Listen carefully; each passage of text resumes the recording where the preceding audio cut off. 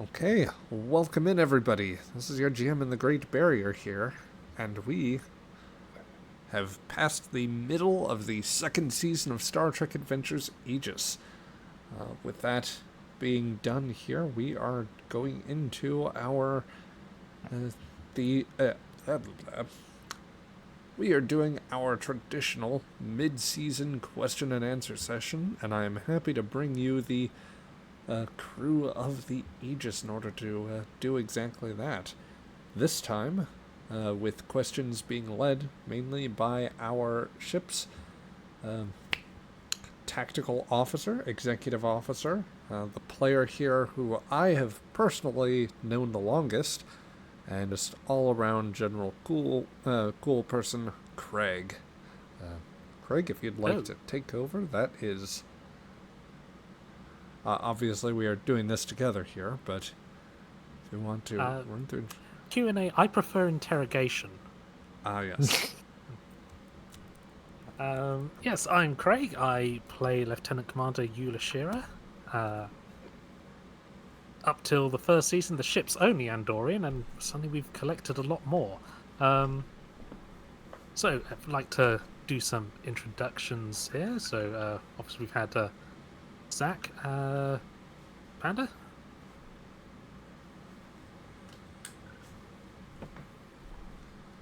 Hello. Yes. Do some introductions. Yeah. Remind us who you are. Sorry. Sorry, my name, and I'm just kind of like, were you just going through the list? Were you just talking to me? What's going on? Sorry. Hi, I am Panda. I have been playing Aegis for quite a while. I am the captain of Lillian Sharp. Yeah.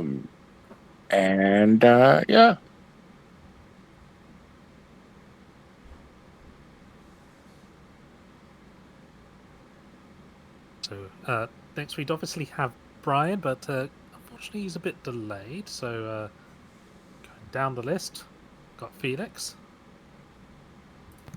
Yes, I'm play Marcus Horn, the very much beloved diplomatic attaché of the ship, and nothing else entirely. Just a civilian. Perfectly normal, just diplomatic officer. Yes, and if you hear anyone say anything else, let me know, and we'll get onto a list. Plain, simple Horn. I do have a type. I had missed. Peter.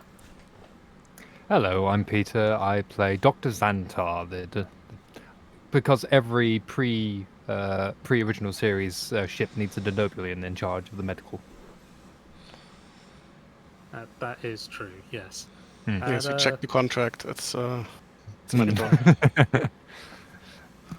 And Cheesy.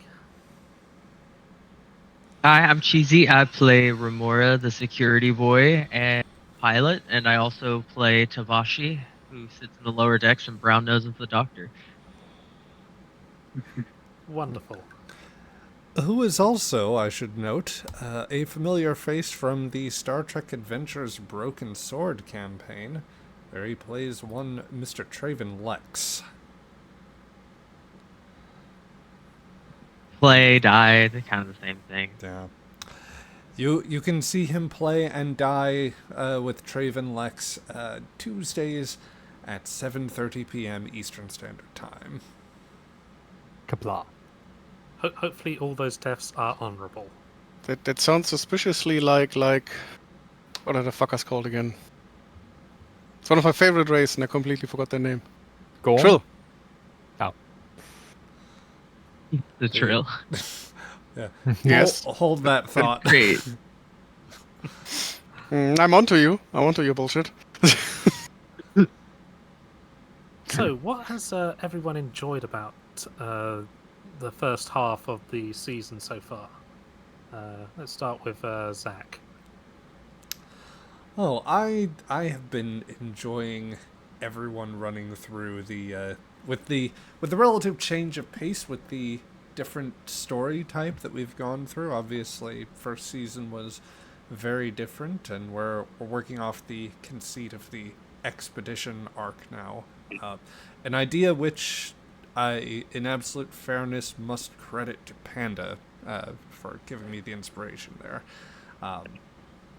But it's been very neat to see what you guys have done with that. It's been fun to play around with some of the more creative conceits with that, both a few narrative choices that we've made over the season.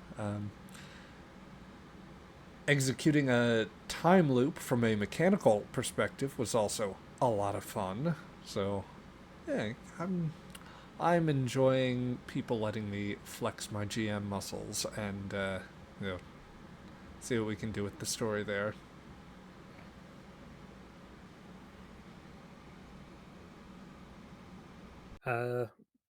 Panda, has the captain been doing the first half of the season?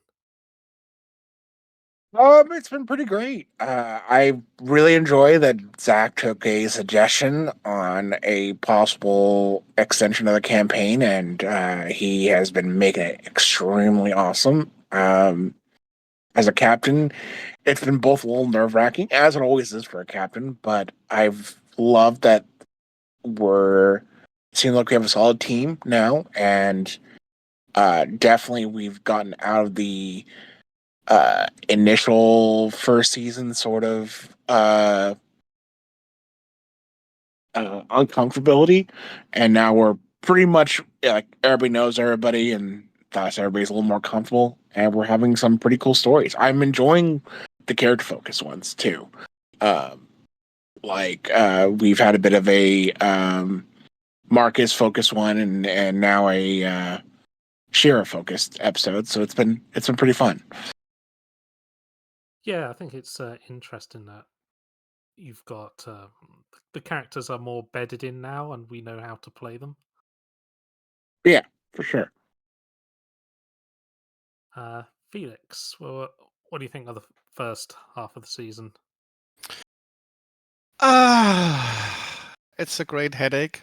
It's a very enjoyable headache, as always with Zach's games. Where you just like the next development is like, oh come on, really? Why do you hurt us so? Why do you give us this delicious pain? If I'm No, not it has doing been that, I'm not doing my job. it has been great fun.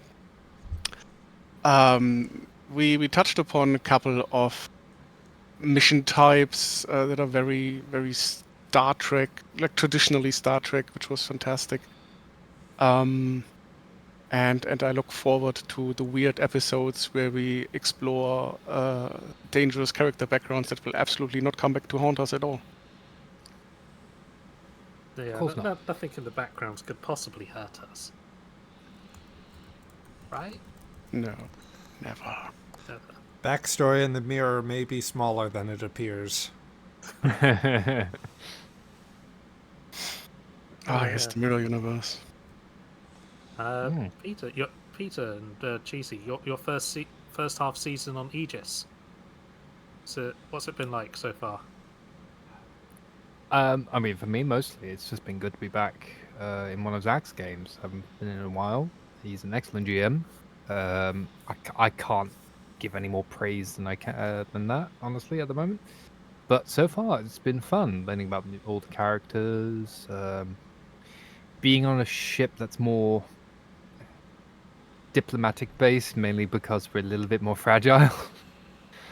I do miss the Perrin, but still, it's a good ship. The Aegis is made of toilet paper.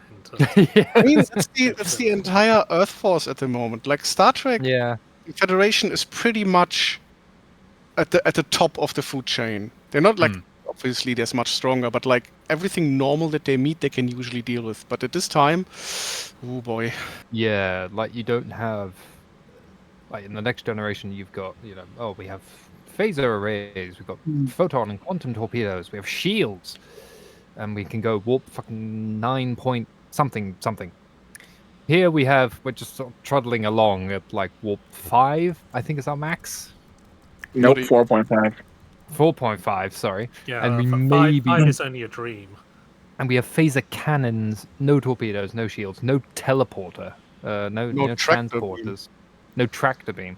We've So got the grappling hooks. yeah. You do have a very basic transporter too. Yeah. Yeah. Oh, okay. So we have basically the premise of like the Enterprise era is we built a submarine to throw into space, to work into space, essentially. Let's see how we do. So it's fun, enjoying the new environment in the ways that we have to adapt. I still miss the parent, but still. Yes. For those curious or craving the context, that is actually the as a GM, that was a campaign, the first one I had dropped into. It was where I had initially met Craig, and then later would bring in Felix, and then Peter with a few other players. Which, oh boy, talk about finding ways to hurt them with plot. Oh, Yes. delightful. we did give you a lot of ammunition, especially myself. Yes, you fired said ammunition. I did. It was my first time, I think, playing in a Star Trek game, and I was very gung-ho, if I remember. That's one way to put it. Yes. If you ever want to know more, just read the guidelines and why there are Vulcan locks on the torpedo launchers of every Federation ship. What's the Solek protocol? Cheesy, what do you think of the first half of the season? Hold on 1 second, we tell the kid to quiet down. Bubba, be a little quieter, okay? I think my best, like, I've enjoyed it all the way through. When our lovely GM was like, "Hey, yo, you wanna join this Starfleet game?" I was like, "Yes." I love Starfleet a little more than the Klingons. Klingons are hard to Frankie. Klingons are a lot harder for me to roleplay with because I'm not very in tune with those types of characters. So when I joined the lower decks, I got a feel for everybody's character, and I knew that I really, really wanted to play in that game. So I was super excited when Zach asked me to join. And so far, every single moment's been really, really cool, funny. I've enjoyed the comical moments in our campaign. It's been amazing. And I love the character dynamic between everybody, especially our chef. Oh boy, love him. And Justice. Justice is also my boy. Chief Justice is great. He is cool, yes. It's one of those NPCs who really took on a life of their own. To be fair, Chief Justice was initially a supporting character, a parting well, not so much parting contribution, but a contribution from our since departed, it's still very much alive to be clear, but our since departed former science officer from the first season. And he brought in so much character, I could only attempt to do him justice. Hey. Finger guns. Heyo. Normally, the GM would take some threat for that, but the GM was making the pun, so I think we should start next week with an extra momentum. Yeah. That's fair. Also, honestly, I think after the Moopsies, finger guns should be an emote. Like, Chief Justice finger guns. Yeah. It's either that or a monkey's paw. That's yeah. So what's been everyone's favourite character moment of the season? Just to specify, like our own character, or can it be like It other can be characters? anyone's, really. Alright.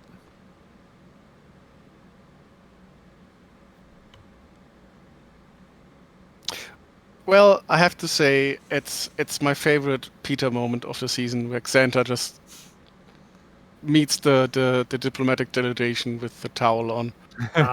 It's just a delightful Peter. I'm late to the game because I was just working and I just rushed to get back home, and it's like I don't know what's going on. This is what's happening, and everyone's like, okay, Yeah, sure, that's happened. And I love every one of these moments. I have many more to bring you, I promise. Yes, sorry for throwing you under the bus, but I genuinely loved them. Hey, it's okay. What a way to make first Just contact. exactly. It's, I mean, it's least- more I mean, first at least the ship- contact than the Beldonnans wanted. At least the Mm, ship's dock didn't pee on any holy trees or anything like that. so far, as we know. So to sort of mirror that, my favorite one was I think Horn's diplomatic skills dealing with them as well. Just his moment of being able to convince them that we are not a threat and should be let go. I enjoyed that. That was really well done. Thank you. Yeah, that's a very good moment. Panda, what's your favourite character moment of the season? My favorite character moment has been Shira trying to just get a bearing on time loops, and eventually just getting kind of tired of it. You feel like, yeah, okay, just take care of that, or you know what? Let's just grab Alonso and bring him up here because I don't want to do anything of that shit. She was getting a bit. Oh, I have to go through this again. Oh, I've got to stop these idiots fighting again. And she sees what's happened as well. She sees what happens Yeah. when she doesn't stop them fighting. So it's like, oh, You have to get yourself involved. Yep. Yeah. No. Great. Cheesy. What's your favourite character moment been?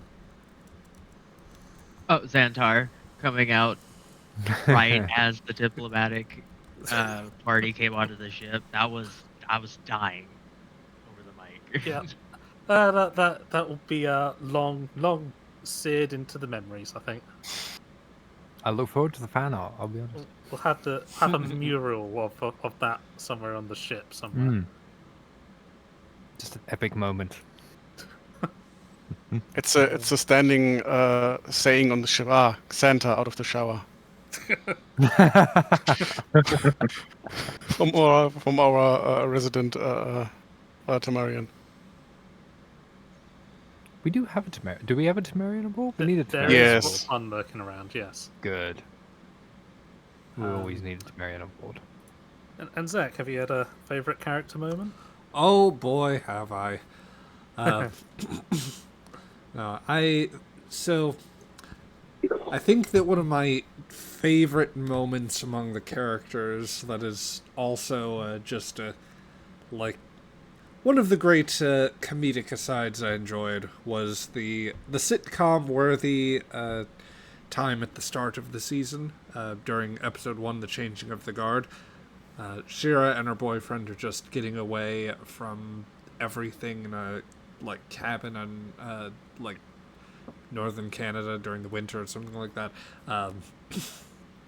They're settling in for a simple picnic of the Earth delicacy hot dogs, and then one by one, main and player characters start showing up. NPCs start showing up. You start off with Romanov, leads to Crichton.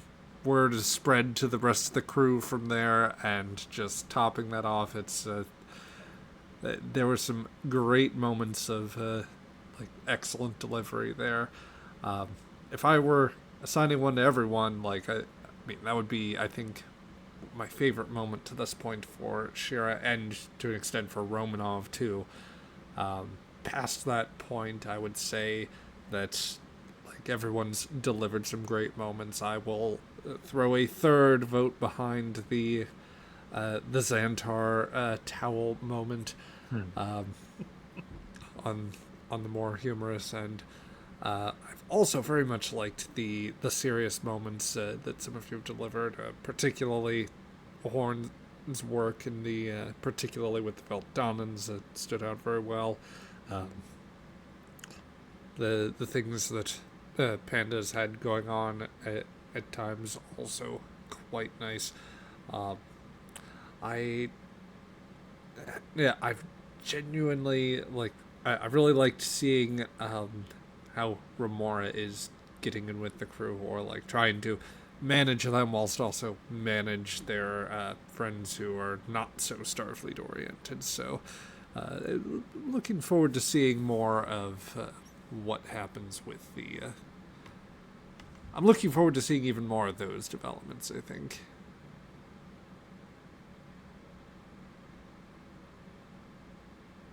From our favourite character moments, let's look at our most memorable dice rolls.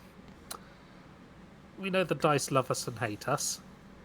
Panda, have you had a most memorable dice roll, or Oh, jeez. When do I not have a memorable dice roll? I think there's the time where we nearly got like a quad natural 20. And we're just kind of like, why? What have we done? I think that was me. And we had to pause and try to figure out how to best to pay for that.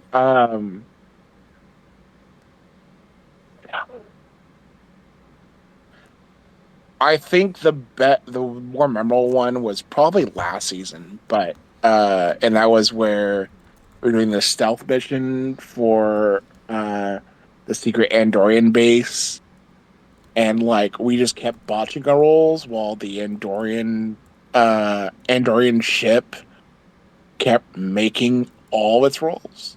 And then we destroyed the communication tower, and we're like, okay, it's a 5. It requires 5 successes in order for them to get through their broken communication tower, and through our jamming, and through the messed up the nebulous atmosphere of the system itself. So surely they won't. Oh, they rolled a 7. They rolled 7 successes. Cool. I guess we're on a timetable now. How many hours left? Great. Yeah. yeah, that was a fun one. Added to the drama.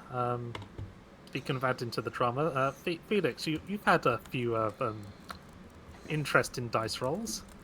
What are you trying to say? Speaking of drama, me. This will go on your record, young one. No, I think I think the quadruple 20s was me, and also the Valdoran episode. And the thing is with Star Trek, it wasn't even an important role or anything, so failing that role would have been fine. But 20s carry with you, like either the immediate threat or some complication arises. So it was like, I'm always take the narrative because it's so much more fun to see your character suffer. But Always. 3 or 4, like, oh, the sun goes supernova. Dude, done. I was just like, why? Why have you betrayed me, dice? And this was actually more fun because it was a completely inconsequential task to begin with. I think Yeah, we're it's just trying to one get of some the- information or something. I can't remember exactly. Yeah, it was something completely mundane. innocuous. Yeah, Yes. it's just utter terrible. I think you might have tried to get an inside check. Yeah, it was something like that. Yeah, something like that. I think then I just carry on, Zach. I was going to say, I think at least one of those instances worked into what would have been a threat spend anyway, but just made things convenient during the Veldanan adventure, you know, when your stay became permanent. That was not my fault. It's the dice. It is the dice's fault. I still blame you, but either way. No. I do it with affection. Sure. Peter, has the dice done anything to sear themselves into your memory? I think I remember there was one time. I think the for me, like obviously, Marcus Horn's like quadruple 20 is a great shout out, and I love that. But I think there was one moment, I think recently, when Xantar had to wake up the captain, and I think I rolled like a critical 1 or a critical 20, and then just that moment of just like, and Oh I killed the yeah, captain. yeah. No. That was the time loop. It's kind of like, oh, she passed out. This is a Yeah. simple roll. Nat 20. Yeah, like, Well, I think it was she's like dead. nat She's 20, dead. 0, and then a 1. Yeah.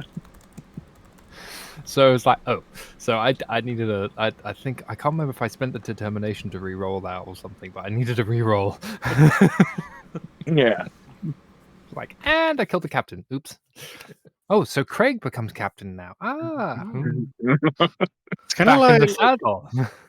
it's really one of the interesting things that compared to more standard RPGs like Dungeons and Dragons, where like, oh well, the action failed and we didn't succeed at this, but it's probably not that bad. But here it's like, oh, I really like the mechanic of the fact that if you roll a critical failure, it either becomes like either the GM takes an advantage for something, or it you becomes not a only narrative failed, thing. you screwed up. Yeah, but it also adds a fun little mechanic thing that you never know when it might crop in. So I think there's whereas yeah, like you said, D&D, it's just you fail really badly. In the case of Star Wars, it's more like you fail. The bad thing may happen now or later. You decide. One day Zach will just write down what he got the threat for. And it's like, Yeah. this Borg cube was sponsored by.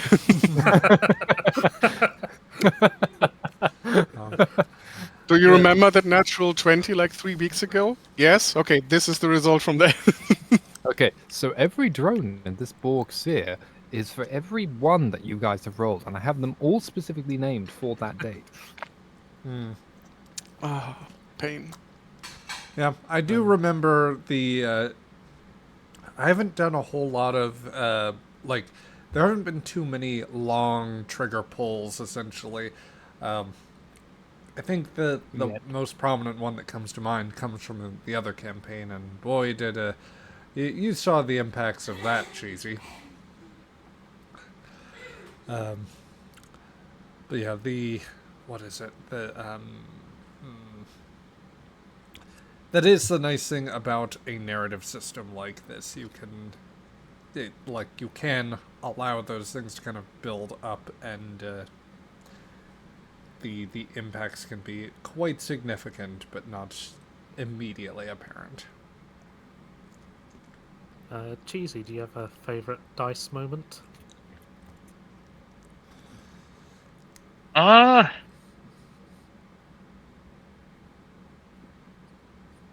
Oh yeah, the amazing dice rolls when they were coming up through the asteroid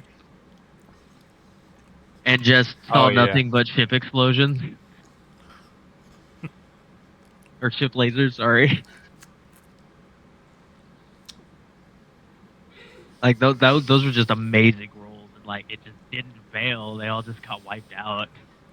Yes, a lot of dead pirates that day.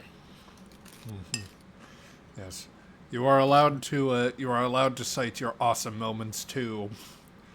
Not simply Felix's double and triple crit fails. But it's just so prominent. Etched into our very souls.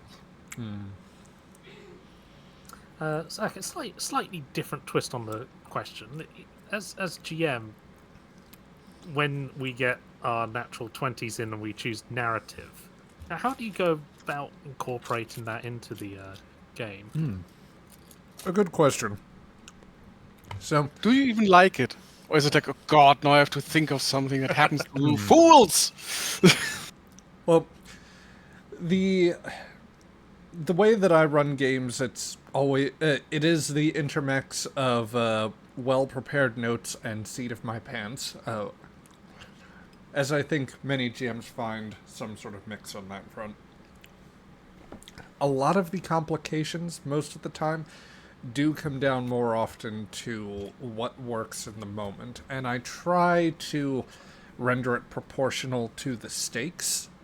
If it's something where we are early in the plot and the narrative complication, like, it makes sense that something immediate could come out of it. I don't want you guys to undergo a warp core breach or, like, to have to contain that unless it's absolutely necessary or unless it flows into the plot. I mean, it's basically doing it's a sort of thing that one would consider with improv work, basically. You want to find a way to yes and the plot. You want to build it in a way that doesn't throw everyone off and cause a great mess. So sometimes I can make it just like a small, lightly embarrassing moment that, that nothing that will affect the integrity of the ship, but might harm the mental health of the individual character, or they're indelibly they have that marked on their consciousness. Garrick's cutting words that will be with them for a lifetime. Xantar will always remember that. Will always look at towels and remember the first disastrous contact that he'd made. Granted, that had nothing to do with the dice roll. That is just Peter. It's just Pete. Yep, just being his own walking narrative complication.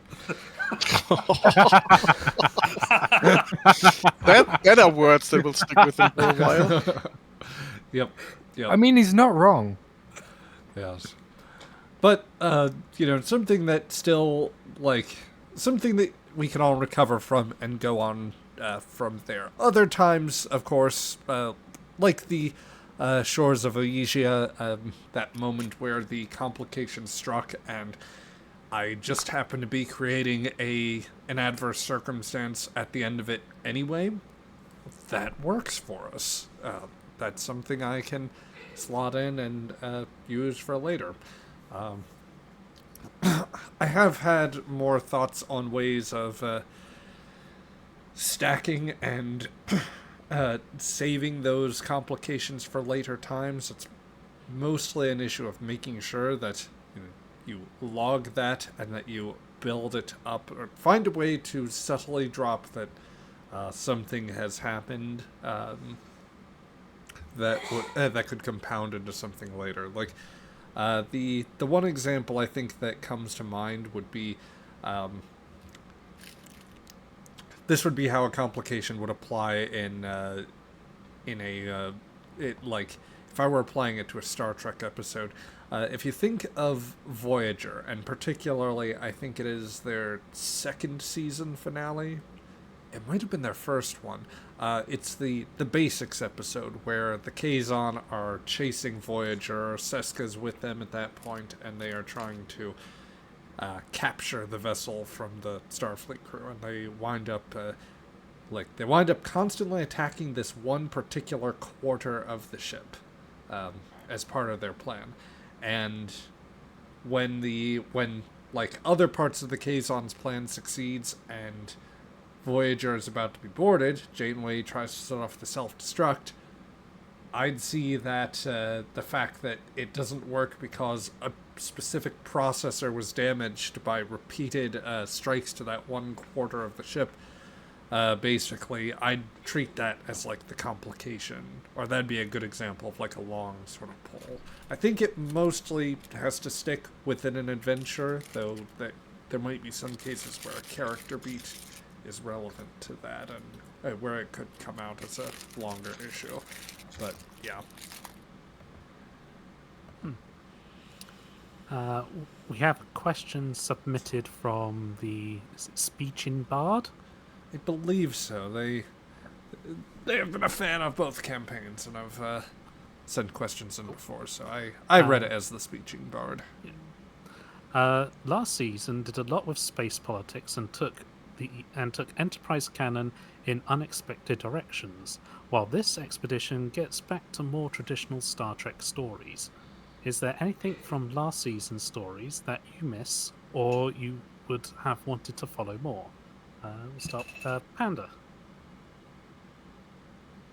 Um,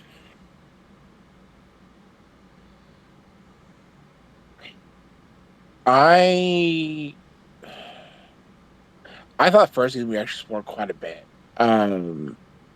And part of the one of the big problems I typically have with a lot of fandom um, role playing games is often you're overshadowed by the canon team protagonist or whatever. And I think being in the exact same year as the Enterprise really gets in the way of a lot of uh, bigger discoveries and bigger adventures because they already have the bigger adventures. Um, and uh, so while we certainly had a lot of secret missions, I do enjoy this current season, because we're off on our own in unexplored territory where, Zach can do what he likes without futzing too hard with the timeline. Not that he didn't do that already last season, but I don't know what you mean. Okay. but yeah, it just I think it would have been pretty cool to um ex no, I think we were pretty good by season one. I really don't have any regrets with losing anything from season one. Uh, yeah. Felix, what do you think? No regrets. I'm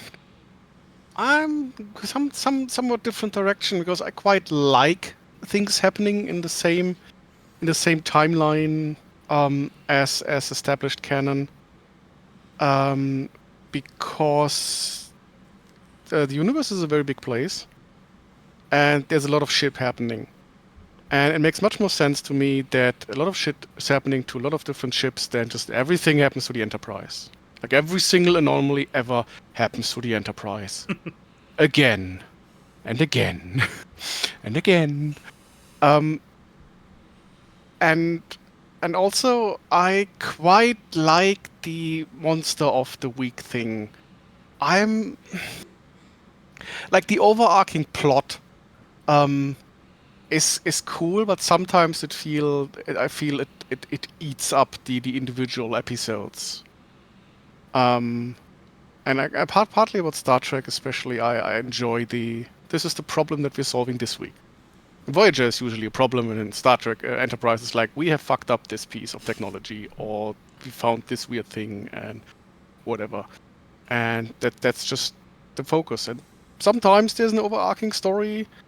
We're ignoring season one, and sometimes there isn't. Zach, what do you think? Oh, I will say I had some plans for what could have been explored if you guys had stayed. Honestly, at the point where I was thinking of where I was taking this expedition idea more seriously and thinking about it, it was partway through what was obviously a much in terms of the amount of time it took us to get through a much longer first season, and I decided that some things could be compressed or done a little more, or that it could be tackled in the first season, while other storylines could be in some ways grafted around some of that DNA still shows up and will show up in second season. Other things will just be, developments will continue to happen while you are away, and the fact that you're not there just means that they unfold maybe a very particular way, and that's for you to find out later. Oh, lovely. That The- doesn't sound ominous at all. Yeah, as Felix says, space is big. A lot of shit is happening, and it continues to happen whether the hero ship is there or not. I've got the hero ship. Why do I hate this word? I don't think I've ever heard. I hate it. But the Enterprise is the hero ship. I know, and I hate it. Oh, maybe some things happen to the hero ship. I mean, do with Archer what you will, but leave Picard alone. That's all I'm asking. Felix, I can promise you that nothing will happen relevant to Picard. Mm-hmm. Somewhere I feel Ruben, if you remember him twitching. Well, It's like, this smells fishy. I don't let- like it. Let me just say, what normally happens in the Discord is happening for the stream now.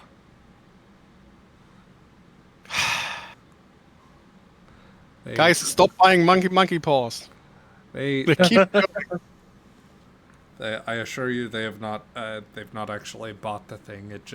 It takes the place of the screen. I need to shrink it down at a moment, but they look great on my mantle. honestly, I think it is hilarious when the whole screen is encumbered by that. Anyway,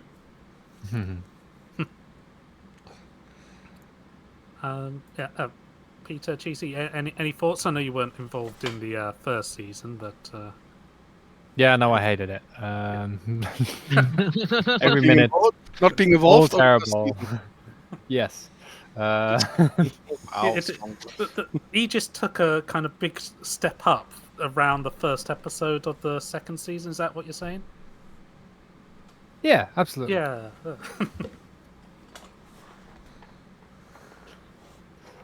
No, but it's interesting to come into a second season of a game. So there's a lot of stuff that I haven't been involved with, but a lot to look up. Especially a big event that shouldn't have taken place, really. Possibly, but definitely sounds like where one of Zach's games would go. And considering I knew I knew a couple of the players who were in it, I was like, yeah, that seems to track. That's on our record.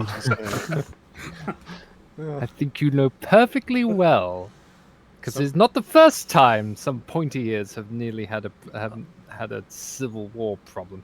You can't trust Vulcans. No, And they're of course the only known race with Pointy pointy eared. ears. yes, exactly. quite. I mean, I like the original canon that I think was in one of the first Enterprise season. There was somewhat implied that the Vulcans were actually a part of Earth and not like independent. Yeah, they were conquered. They were subjugated. Yeah, and I feel like that's the arc we're in right now. It's maybe diplomatic conquering, but We've Oh my somehow god, we're the mirror universe. we've somehow managed to be like the actual canon of the original series instead of the however Enterprise leapt into things after being altered by the Borg thing. You got me. we are the mirror universe. I like that actually. This is the bad So place. before going into like an episode by episode look back, Zach, how has planning this season been different from doing the first season? Oh, a very good question there. There were a lot of things that kind of came through differently with this. Starting with the idea of the pitch for the expedition. That's like it is kind of a. I mean, you're obviously taking every manner of course correction and whatnot for the ship, but it is essentially the way that it came across. I saw that it could work as a very definitive linear sort of story, or that it would make sense to have milestones, or like certain milestones, certain moments to fit easier in that sort of thing. And when it came to the first season, I had a good sense of plans for the major story beats that I wanted to do. though some of that evolved and became much bigger than I realized. Like, let's put it this way: when it came to the first season, because it was more dealing with the events of like the time and how we were going to take those in certain directions. I knew that there were just going to be there were going to be some stories that would be like a little more engineered in that sense, or that is to say that big meta things would be happening, and you would be doing your own thing in the course of a smaller part of that adventure, affecting those bigger events in different ways, while some things would kind of proceed apace regardless. Once again, see Felix's point on space is big, shit is happening. But others where it was much more free form, and I was prepared to like let's just see where things went. Also, in that one, there's a lot more sort of planting of story seeds for things that would affect things. There's a lot of what one might call the early installment weirdness, if you will. Where, like, you're getting these first looks at some things, and especially earlier in the campaign, some of that might be a little more subject to change or like adjustment. Add on top of all of that first season, obviously most of the cast was like the entire cast showing up at different times, so they did. Everyone was kind of adjusting to their new settings and like getting a feel for the characters, getting a feel for relationships, all that sort of thing. Some of that is obviously like resolved at this point. That you have some more established dynamics, you have some established plot points that are shared amongst the players. You have you have that building on top of things that we have in mind, and so with that, I was a little more able to gear some of the story towards that, such that I could pull from the first season events. Besides the idea of like I have this very set idea of like where the story is going, where these critical points are going to be, how they might pair with where you are going. It also gave me the room to say, well, we have so many episodes that are like going to have stories that could work for where there doesn't necessarily need to be this big thing happen here, but we want more character focused stuff so that everybody can get a day in the limelight. That's one thing that I've been trying to work a lot harder on this season, to make sure that everyone's characters gets a very good moment. So like Shira with the time loop episode, that was I thought that went very well. Marcus with the episode on with the Veldonans. I have other things I want to do with some of the other characters. I think that in particular Brian and Xantar are due for something. Remora, I have honestly, one of the stories I had planned may well double as something that both it gives you guys a big sort of challenge while also giving some good character moments. But he's also just been introduced, so that's its own thing.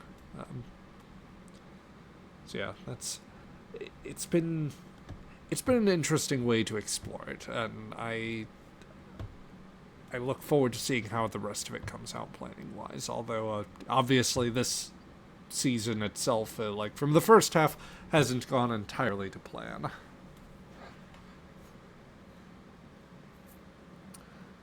Oh, the first episode we did was Changing of the Guard, in which the crew of the Aegis are back on Earth. Officers are rotating out with Commander Patel leaving, and so there are spaces to fill. Shira got a new Imperial Guard assignment, and a new doctor arrived on the Aegis. So what was everyone's thoughts about the start of the season? I'll start. A little shaky, excited. Because I was eager to see what was going to happen and what how things were going to work. Especially with a few player change ups, I was a little nervous to see how well things would match up. As something Zach and I had to deal with in another game, it seemed like the doctor role is sort of cursed. So I was just kind of like, I mean, is this going to happen in this campaign too? So I'm still here for now, so I mean, yeah, we have Until Pete the now. curse So strikes, and then, yeah. then gone. I thought Pete is the curse. Yeah. but yeah, no, I'm glad to have you, Peter. You've been really awesome. But yeah, I agree with Zach that I love the sitcom moment of dragging as many supporting characters as I could into Shira's love life, Ah, and ruining it terribly. You could literally hear the pre-recorded laugh track. and then capping that off with Commander Shran there as well. Like, Yeah, poor Stewart got freaking um God, what's it called? Hazed by having something like, oh yeah, there's an important meeting up in the northern Canada cabin. You have to go there. And just over there, just kind of like, I'm cold. Is there a meeting? Is there a meeting? Please tell me there's a meeting. no, And then bring a lot so and be like, oh yeah, no, I invited more people. I invited like the entire crew. The party, right? It was great. Yeah, it's good yeah, stuff. Felix, how did you feel the first episode went? Good. It's.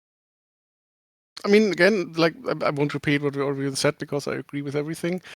I'm somewhat disappointed that it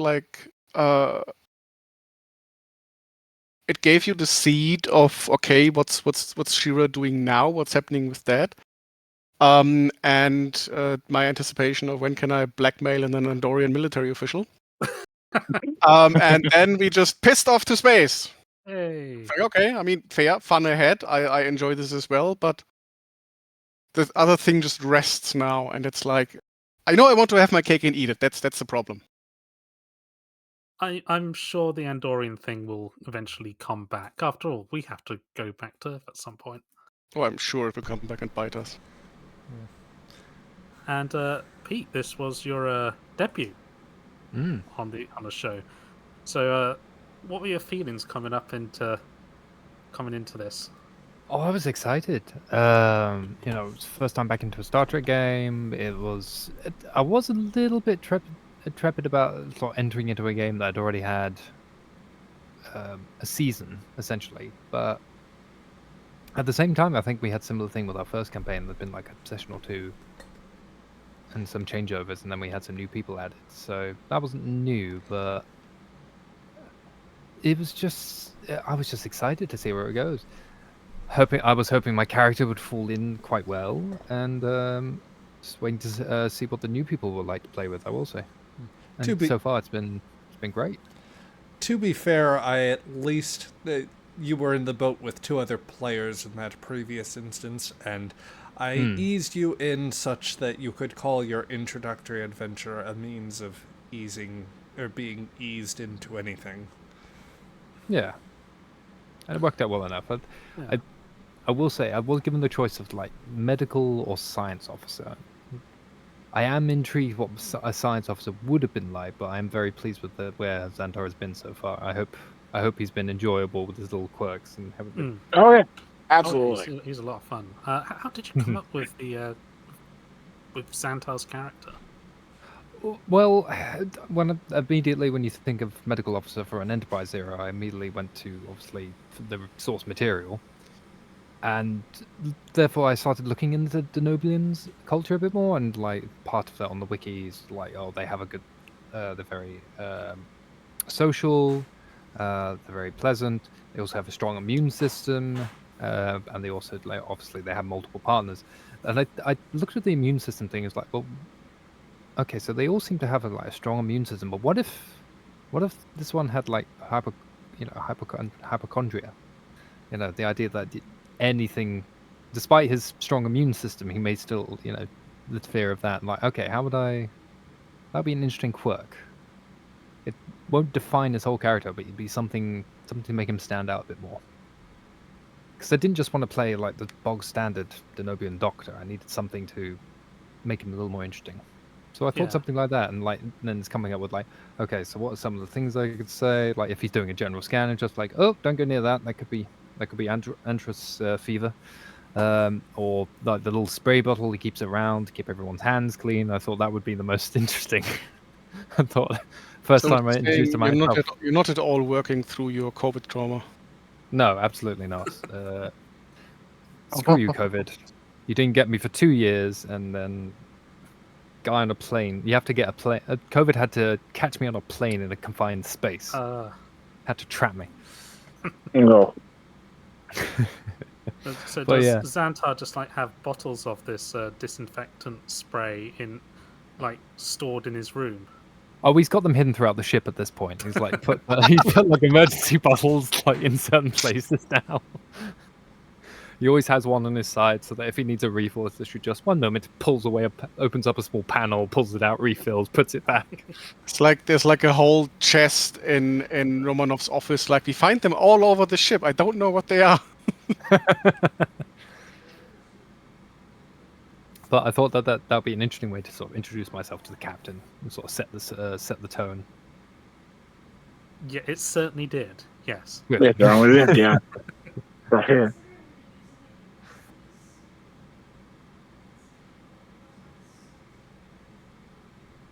Yeah, but it's coming into this season has been, and that first episode was good, and seeing sort of some of the changes over, because I knew Felix was changing over from another character, so it was interesting to see his character come through. I love Shira. I will say she's a brilliant character, Craig. Oh, thank you. It was interesting to see her little moment, like with her honor guard boyfriend, right before everybody else interrupted. And just seeing her reaction becoming first officer, and it's like, yeah, this would be good. And I was also thinking, oh, thank goodness, another alien that I can play around with. Thank goodness. Yes, it's not all just not all boring humans.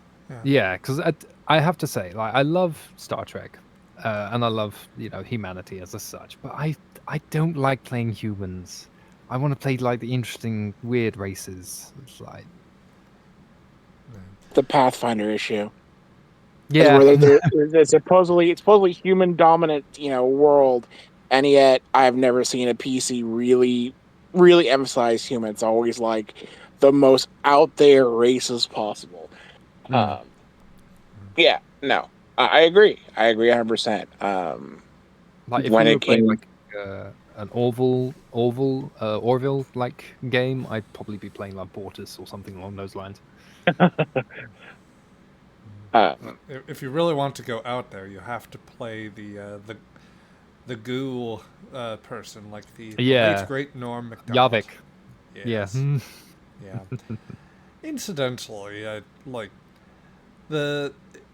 you do raise a very good point with that, Peter, insofar as that episode, like, while it was very big for the campaign overall, some of the biggest moments were actually like character beats that Shira in particular had. I feel like in a lot of ways that was kind of a major turning point, and a change in her own. Amusingly enough, a change in her own status with the guard. So I had a couple questions that actually came from our good friend the Speeching Bard here. Shira's leaving the guard and joining Starfleet seems like a really big character moment. Do you think that she would be done with the guard altogether, or do you think that she wants to go back, Craig? Ooh.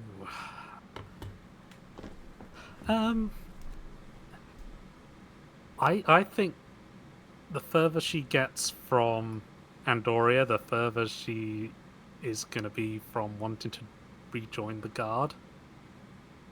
I think if you'd if just before the this expedition had started, you'd told her General Shilk's been fired and you can come back now, and you'll have a position as Commander Strand's adjunct as a liaison officer to Starfleet, she'd bite off the chance. Goodbye, Starfleet uniform.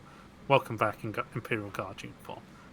But I think It wouldn't even take like a moment. Just suddenly, like you blink and like she was in Yep, her back, the honor guard back in the uniform. wonderful Imperial Guard outfit. But I think as this season goes on, she can see what more difference she can do in Starfleet, and has increasing bonds with the crew of the Aegis. And probably, I think maybe she'll start to see that she's probably a better fit for Starfleet than she is for the Imperial Guard. So by the time we get back from the expedition, I'm not sure she'd want to rejoin. But of course, things But might you're also change. far away from home, so you're not constantly reminded of it. Yes, yeah. I imagine if we do ever get to go to Andoria, I really hope we do at some point. The rubble I of don't it. Yep. I don't think she'd want to be wearing her Starfleet uniform, though, in front of other Andorians. That would be just like kind of embarrassing. Dad, not in front of my Oh, friends. I don't want to wear the jumpsuit. Yeah, it's just like all the cool kids have got the Imperial Guard uniform, and I got the Starfleet uniform. Of course, it is the weird The jumpsuit. blue jumpsuit clashes with my skin tone. It's terrible. It totally does. I want my guard uniform. We have uniforms at home. The uniform you have at home is the jumpsuit. I would think that maybe Shira's enjoying the different aspect of like Starfleet, and you know, she's still an honorable warrior, but she's realizing the honor comes from a different place. Instead of being a warrior, it's an explorer. So I hope she's enjoying exploring that. Yes, I think that does go a bit to something in her past, that she was always more interested in exploring than fighting. And the fighting aspect is still there, but she's always more about protecting rather than fighting for the sake of it. Hmm. And now she's got a whole ship she wants to protect. Whether that's from pirates, or whether that's from a time loop. Yes, and the the effects of the spoilers for those who haven't been paying attention to my social media and or any of the other announcements, but from what we will come to know as the Weave of Eternity. Yes, look forward to next episode. Yeah. So, what I'm hearing is that the GM's next means of inflicting pain must really be to test that proud daughter of Andoria value of yours. Yeah. If you look, just keep inflicting pain and stuff. That's always good fun. Yeah, good stuff. Sounds about right. Yeah. As far as the other changes, this was another question, and I'll say that as precursor to this, from our good friend the Speeching Bard, that this is at least in part a question that as things progress, that is very much something that gets worked out amongst the players, and some input to the GM or whatnot. But there was a question too, as far as the Shira-Tam relationship, or like Shira's status is. Since that relationship has gotten more serious off-screen, and they seem to be angling towards that traditional four-partner relationship, as is common within Andorians, do you think that is like a romance arc with Shira something that you would want to explore at some point in the show? Yes, because I I really like romance in my characters. I don't know why that is. The fact that I've been single for quite a few years now probably might have something to do with that. No. No. So yeah, I think that's something I would quite like to have explored. But yeah, whereas the Andorian relationship is always it's always quite interesting. The fact you got 4 partners there. So I think Shira and Tam.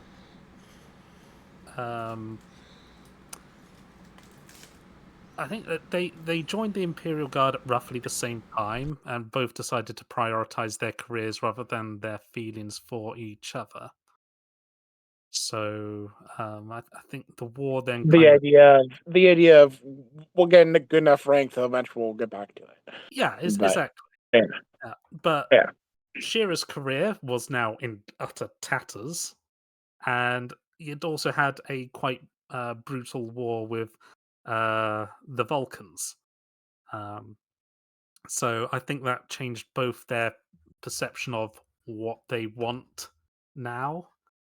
So Shira was quite happy to say, "Yes, let's find a couple more partners, then we can get married and do that family stuff." So yes, I think that'd be a romance would be quite fun to have at some point. I'm full on. Can you imagine if Yeah, if Shira finally gets married and then sort of meets Xantar and his 7 partners just His like all 7 together? Just like, yeah, Andorians are amateurs compared to Denobulans, all it takes And- is and- communication. and almost compared to Sharp as well. Can you just imagine the family trees of Denobula? Must be an Oh, utter nightmare. They must have like literally like standard issue apps so that you don't date a cousin. Well, the crazy thing is like how do they maintain such a populace? Just functionally, that is like Very such a carefully. population explosion. There's probably a better word for it, but probably slight eugenics, because they must watch out who partners with whom, because their polycules are just so big that you must have like hundreds of cousins in the same area easily. Yeah, The first Yeah. date question isn't I want your number. It's like, are we related? Yes, can I see your family tree for the past It's 3 how- generations? They have like how bracelets. many steps? How many steps away of cousins are we? No, they have 5? bracelets. Okay, cool. They have bracelets, and if they like touch the bracelets, they get like a green or red light. And red light is like, no, too close related. Not even telling you who close. No. Denobula is the ice. Denobula is the Iceland of the galaxy. Yeah. It's God. Or, I mean, alternatively, their genetics must have reached an insane level. Stronger, yeah. Like the not the biological, but the medical genetics, like that they Well, can as I just said, take, like take they- care of any Yeah, they have error. a strong immune system, so possibly It's- that also feeds into others. It's also worth noting that Denobula, or like the Denobulans, are actually quite renowned for genetic engineering. It's actually in the, if you look at the book series as well, and I mean the post event of war of wait, who, what war, who, what's a Romulan? The founding of the the redacted book series, in the founding of the Federation series, basically, Denobula is actually like considered as an early member, but Earth's ban on eugenics basically means that they are unwilling to like let Denobulan in for some years after the Federation's formed. We don't talk about it. It's an interesting thing though, Yeah. because it's like, yeah, we banned eugenics, yeah, but we need eugenics to survive. Like our society doesn't survive without it. Yeah. It's Like, yeah, So- we ban it. It's bad. No, it's not. You just fucked it up. I also think so it's you're saying easy we and can't be members? not right away. It gets worked out. Another thing with the Denobula is that there's a major difference in social customs. Like Phlox himself says that they don't really have an analog for the television and other screen media anymore because the society has kind of gotten more focused on how interesting everyone's real lives are, which when you consider the way that families are structured, that the amount of time that certain people, like a GM who shall remain nameless, spends on memory beta and other Trek sources, or with the books, the Denobulans very easily, they probably could build their own wikis just for their family cluster, which is nearly as exhaustive, I would suspect. And can you imagine all of the drama? Oh, it's real life soap opera. Keeping up with the Kardashians, but 79 people. Oh, no, thank you. Keeping up with the Xantarians. Yep. Shira, meanwhile, is content with 4 as a family. Just a couple of husbands and a wife. That'd be nice. Yep. Yeah, So, Nobulans in the corner like prudes.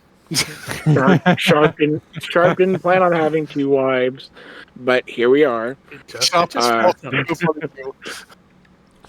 is It's like that moment of just that meme of like Sharp and Shira just like, oh yeah, well mine is better, and then Xantar in the corner just like "Pfft, amateurs. And they say, what? Who's that? And I reveal the hood. Yep. Yeah. On the ethical polyamory spectrum, Xantar, you could see on one end of that Shira not being too far behind, and then on the other end is probably Sharp. Yeah. Yeah. And I did see the question there from Xyla OXO. Welcome in there, Calico. The question of whether we are buying wives and husbands. Thankfully not. No. There's no. In any case, there's not the threat or momentum to do that. But I will go ahead and log for next session on the list of redeems that need to be worked back in. There's a decrease the difficulty, so you guys will have one task that is a little less difficult come next week. oh, that'll be helpful against Fodians. Yes, yes. Yes. Yeah. I also just realized I may have shot myself in the foot because now I have to come up with 7 different partner names and personalities. Yeah. I was going to ask Xantar whether you think he's young enough that he's still kind of early in his career or hasn't branched out yet, or if you think he's a slightly older hand that Maybe that just has a couple. 4.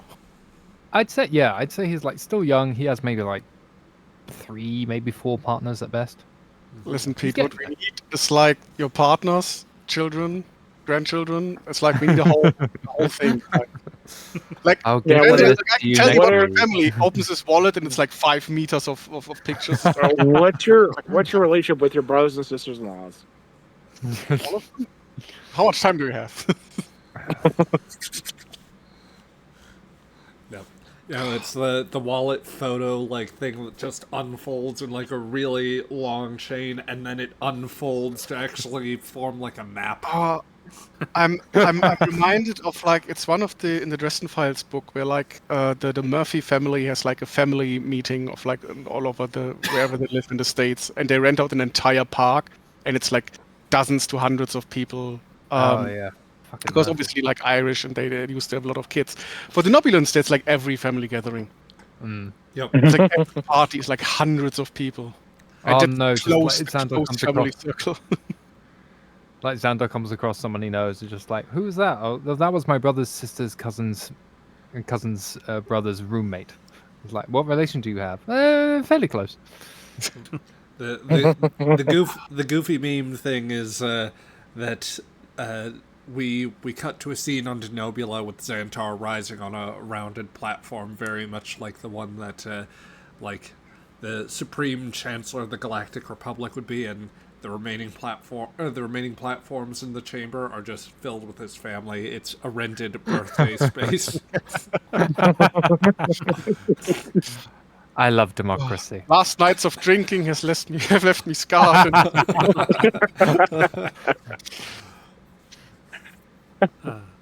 So the second episode we had was A Land More Solitary, where the Aegis detects a distress signal, and investigating, the crew find a crashed Earth vessel and a hive of Xindi insectoids.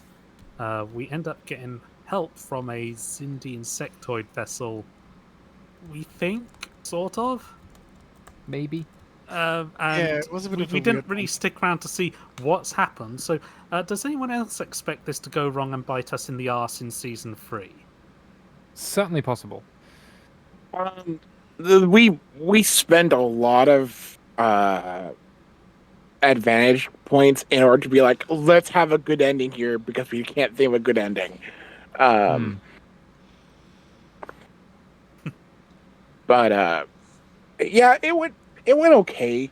I feel embarrassed because I had my character jump right in, like right on top of the beginning when it could have been somebody else's game, and I'm sorry for that. But I thought it was good to see the captain in action. look, when you guys the very mention of Xindi, it's kind of like nope. Especially so fresh off of the Xindi crisis, it's kind of like something's going on there. Do you know how tempted I was to go with the Xindi character? I was like, maybe not. What's Horn's reaction to all these the Xindi here? It's never been explored. Oh. I think that was a conversation that Panda wanted to have with me, but I think you were off the next game or something, and it kind of dropped away. We'll definitely get to the circumstances behind that. It frequently alluded, but it's one of those TV show things of like, I know what's going on and we can talk about it at some point, but we may or may never go there, right? But just, you have my sympathies, right? She understands. I don't know what you know. That's the thing. So I know what you know, what I know, what you probably think I know. No, you don't. That's the thing, because I don't know what you know. Because I've mind wiped myself, so I don't know what I know, what you know, what I know. Okay. Well, we know so that. I think I know. I think I know what you think you know, what I know, what you know, what I know, what I think you know. I have no. I've actually I have no idea what Sharp knows of Horn. I'm not entirely sure what your father-in-law actually what he knows and what he speculates. Because you're all way too smart for my comfort. But my father-in-law has told me. Sharp's father-in-law has told her shit because he is a intelligence director and he doesn't tell her anything. So I don't believe you. No, but the episode was very, very fun, and there are two sides to this particular coin. One is it was very frustrating not to have some kind of solution, which is partly due to the technology we have at the time, because let's be honest, in the greater scheme of Star Trek, our technology is shit.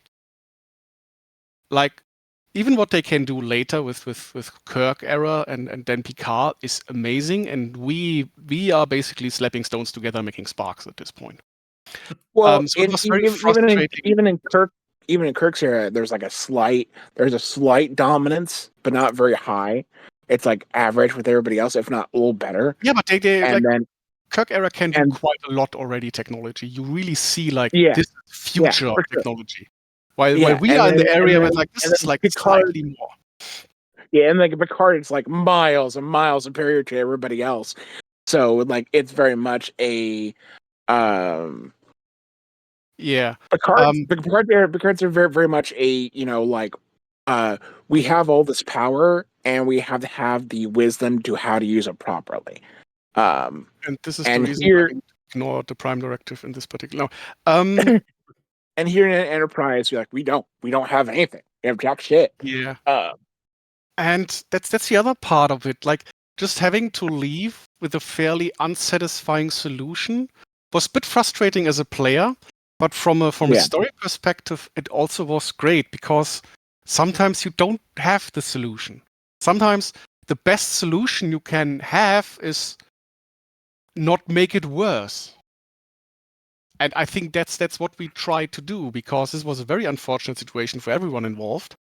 And it wasn't really anyone's fault, and there was nothing we could do.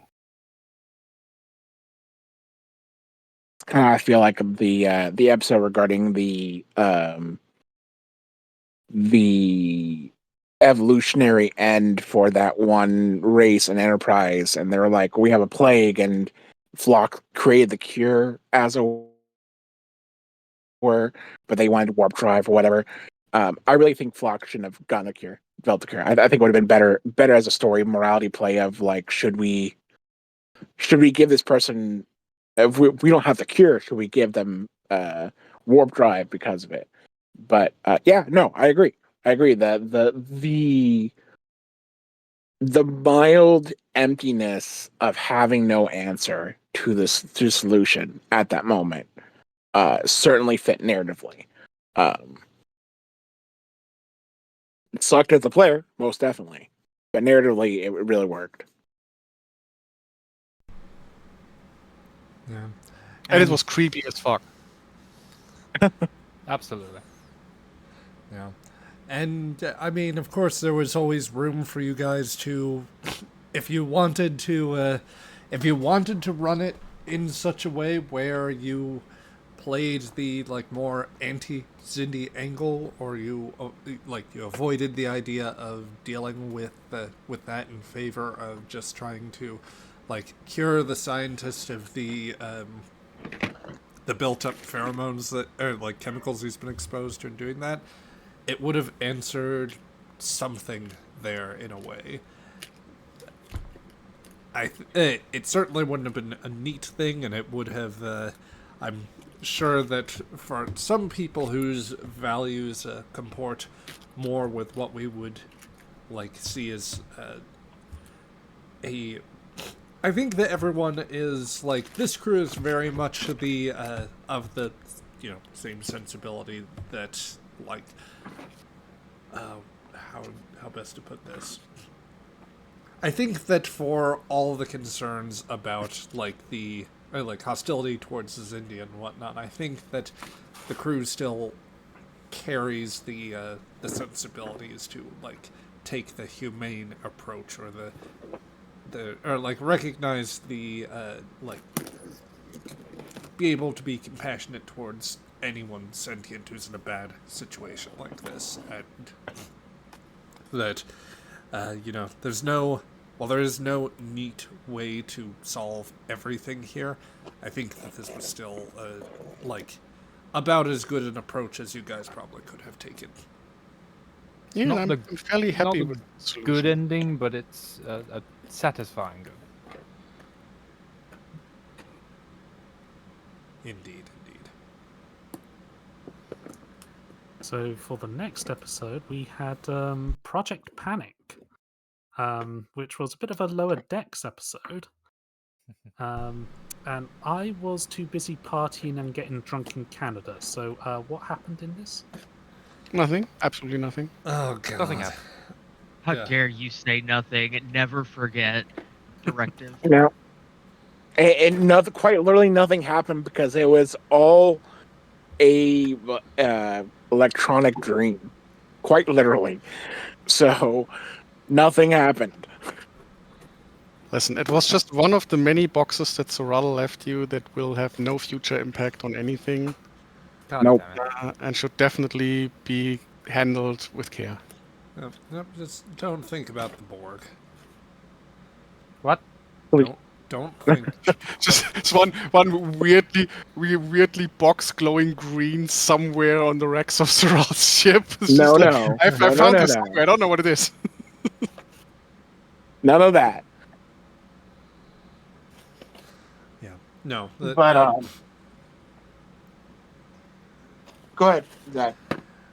I will say this was one of the stranger games to set up just because of how the we had a lot of difficulty at the start of the season with a lot of people had different scheduling issues, and the early months of the year were difficult to actually get Aegis together for a sustained bit of time.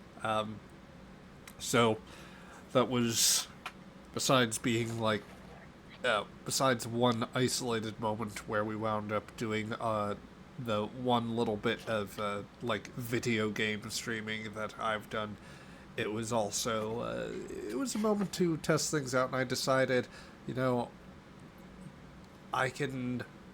we can make this a more neat process, and we can just integrate this into the season. Let's give the lower deckers a little something to do while we're still out in deep space. And that was part of how the process got worked up, or how that decision kind of came about. From there, it was just making sure that everything was all good with Felix to borrow from Soral's bag of tricks. And I think it worked out very nicely. Cheesy, this was your first appearance along with your fellow Broken Sword player, Kaligo. You ended up playing as Andorian siblings, Tavashi Chakaras and Tali Chakaras. So how did that come about? So me and Caligo, like the minute we got the confirmation that we were gonna be joining for the guest star episode, we were talking through the process, and it ended up turning out that we both wanted to be Andorians. So I was like, "Do you want to be siblings?" And then I believe they said, "Do you want to be twins?" And I was like, "Absolutely, I do."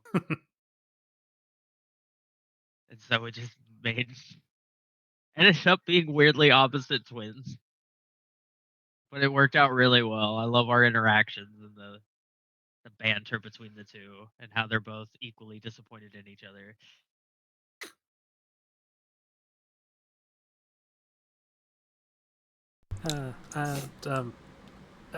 Zach, will we ever see Minibot again? That's a good question. Please answer. Well, I mean, when one thinks about the question of its directive, I'd say that's been fulfilled, such as the story goes. So, you know, I can't rule anything out. It's a big exist. it's a big Star Trek multiverse, and who knows? Maybe if Melnuk keeps tinkering around with the system that oversaw the project, then maybe there's something more to it. Yes.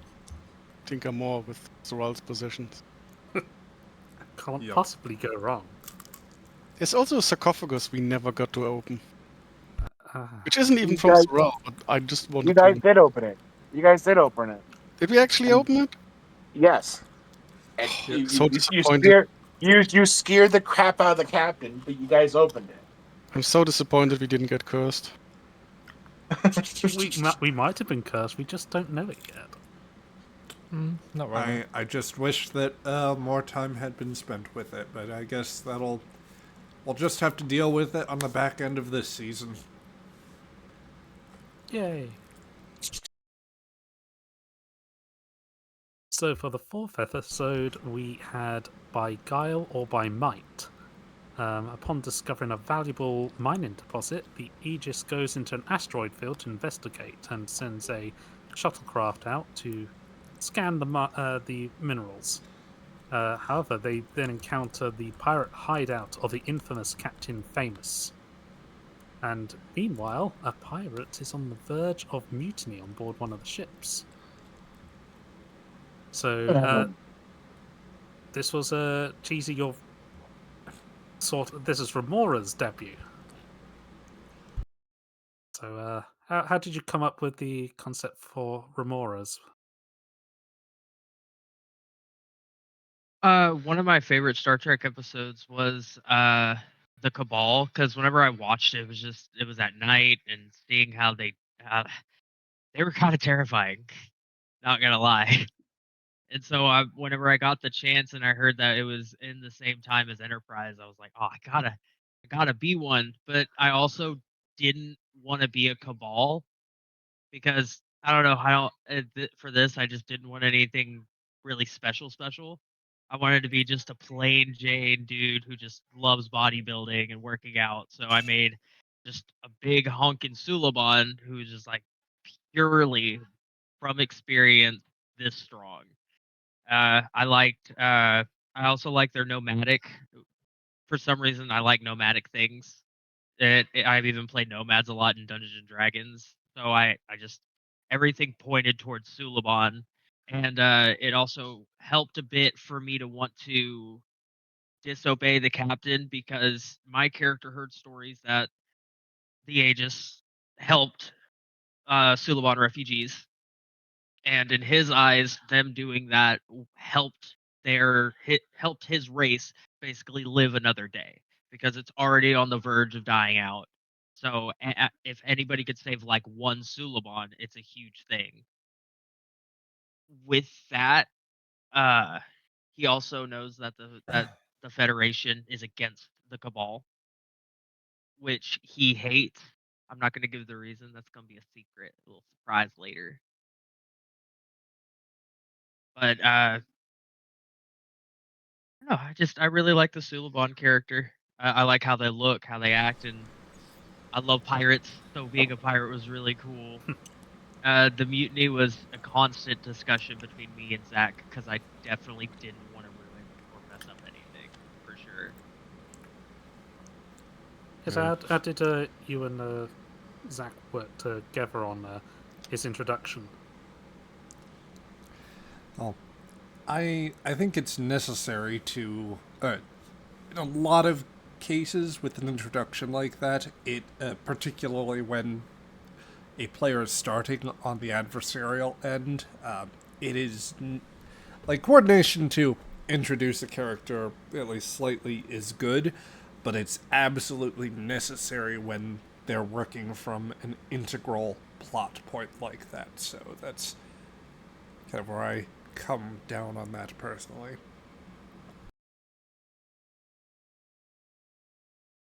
One question I had during the entire episode is for Zach. Did you come up with the name of the pirate captain because it sounded like Famous, or did you later notice it sounded like Famous?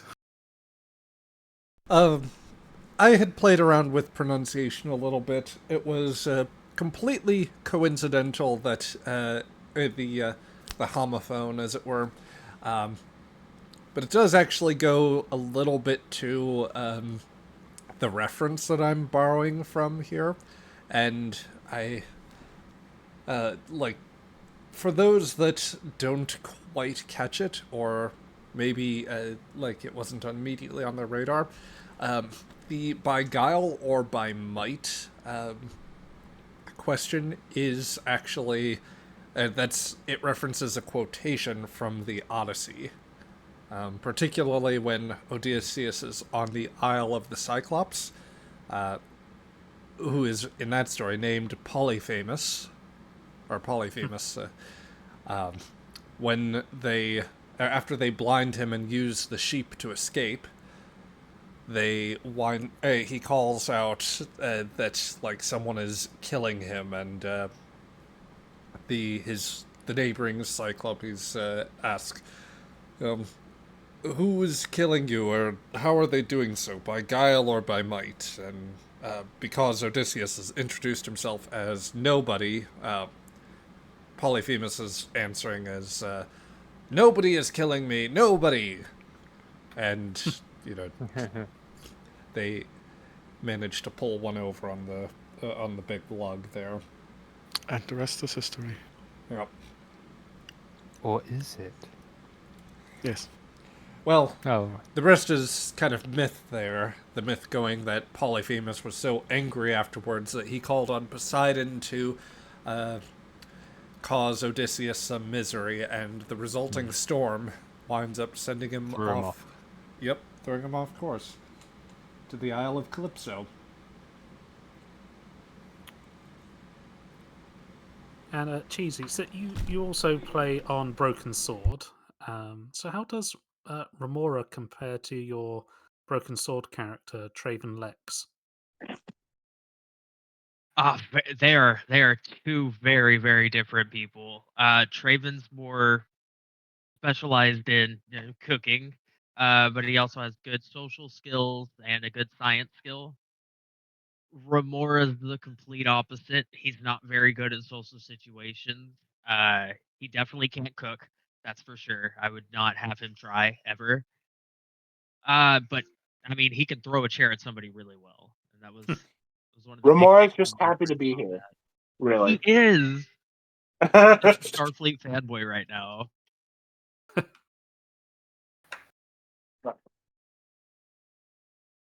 Yeah, I think this episode also had one of my favorite moments where Shira was using the shuttlecraft's laser cannons to blow apart pirates.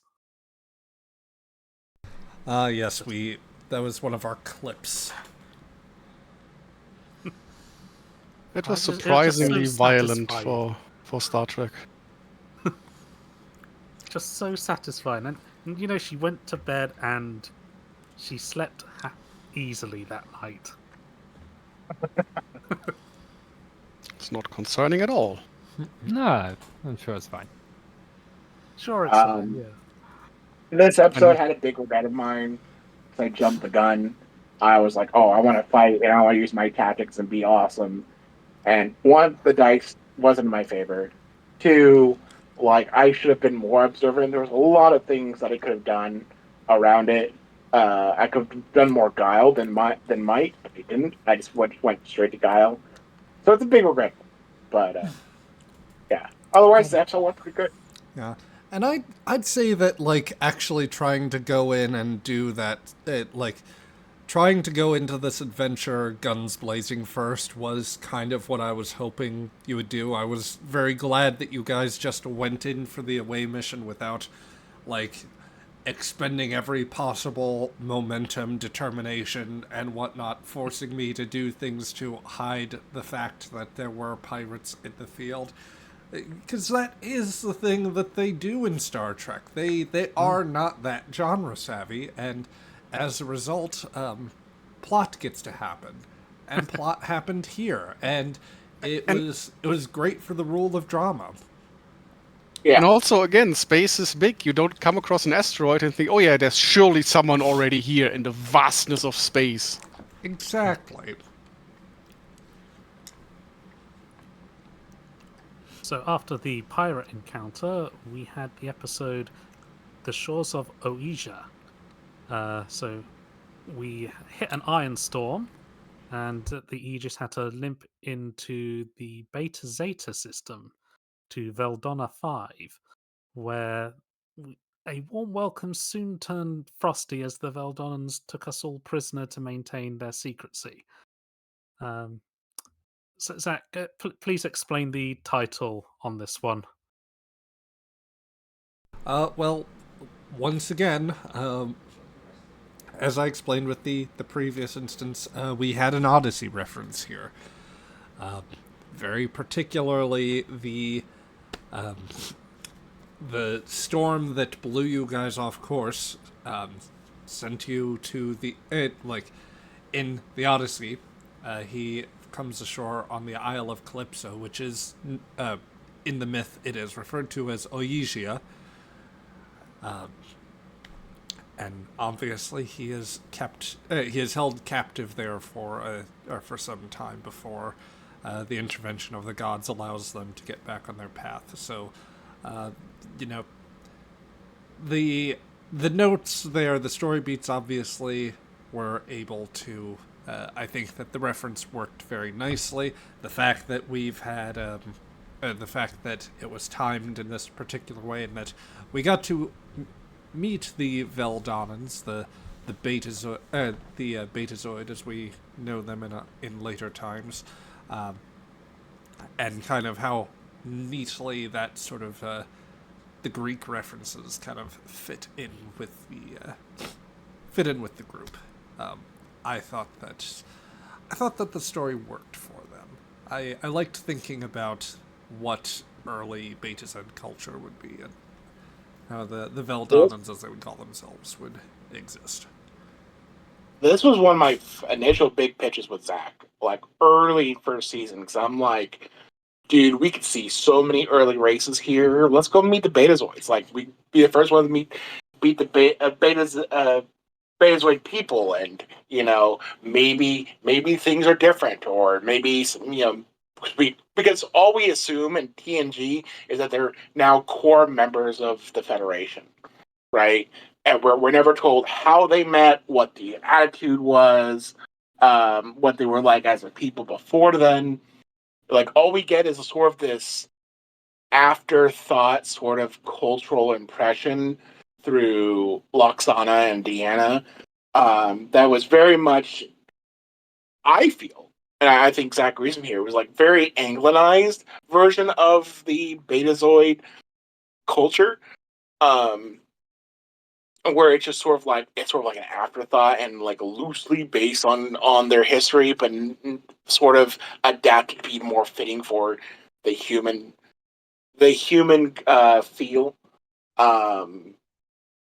So when I made a suggestion of this expedition, I'm like, the first we have to meet the Betazoid people. We have to meet the Betazoid people at some point. Yeah, so I was excited. I was sad that I missed the first episode of that, but it fit well enough. Yeah.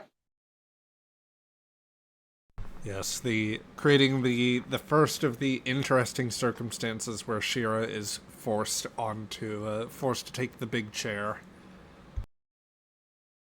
It was a Yes, really good that- episode, to be fair. So, it's a really good suggestion. Yeah, and I'm sure the repeated brain injuries will not harm the captain in any way. No. I mean, I'm a Mako. This is probably not the first or the last of head injuries.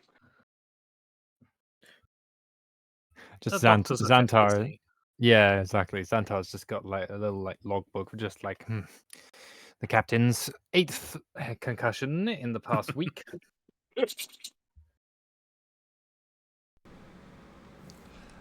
Where do you think the headaches came from?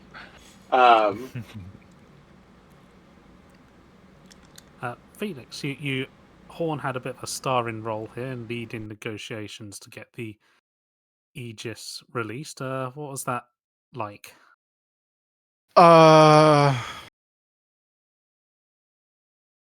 Brain empty. That was what it's like. It's just like I have to like speech. I'm saying words now, and I'm sure I have a point somewhere. I mean, taking like the full lead is slightly terrifying, as always. But it was definitely fun. It's one of those situations where I personally could spend hours on just like exploring the different viewpoints and everything, and getting a proper discussion. It was a lot of fun.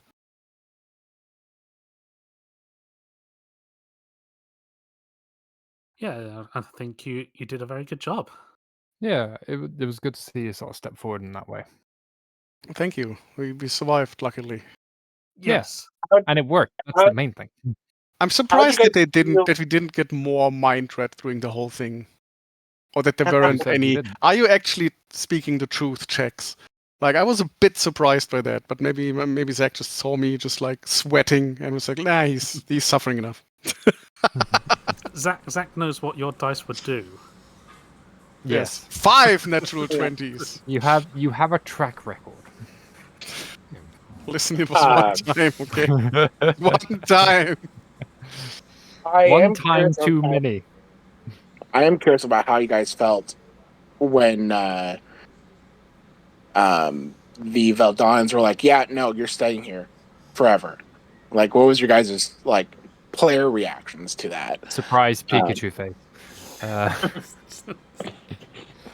So, finally, there's the other shoe. That's what I I've was been waiting for waiting that to one. drop. Yes, yeah, kinda. I was waiting for like the twist of just like, yeah, these guys are actually like, are they going to try and eat us? They're going to try and kill? No, they're just going to keep us on the planet indefinitely. Like, what? I'm sorry, what?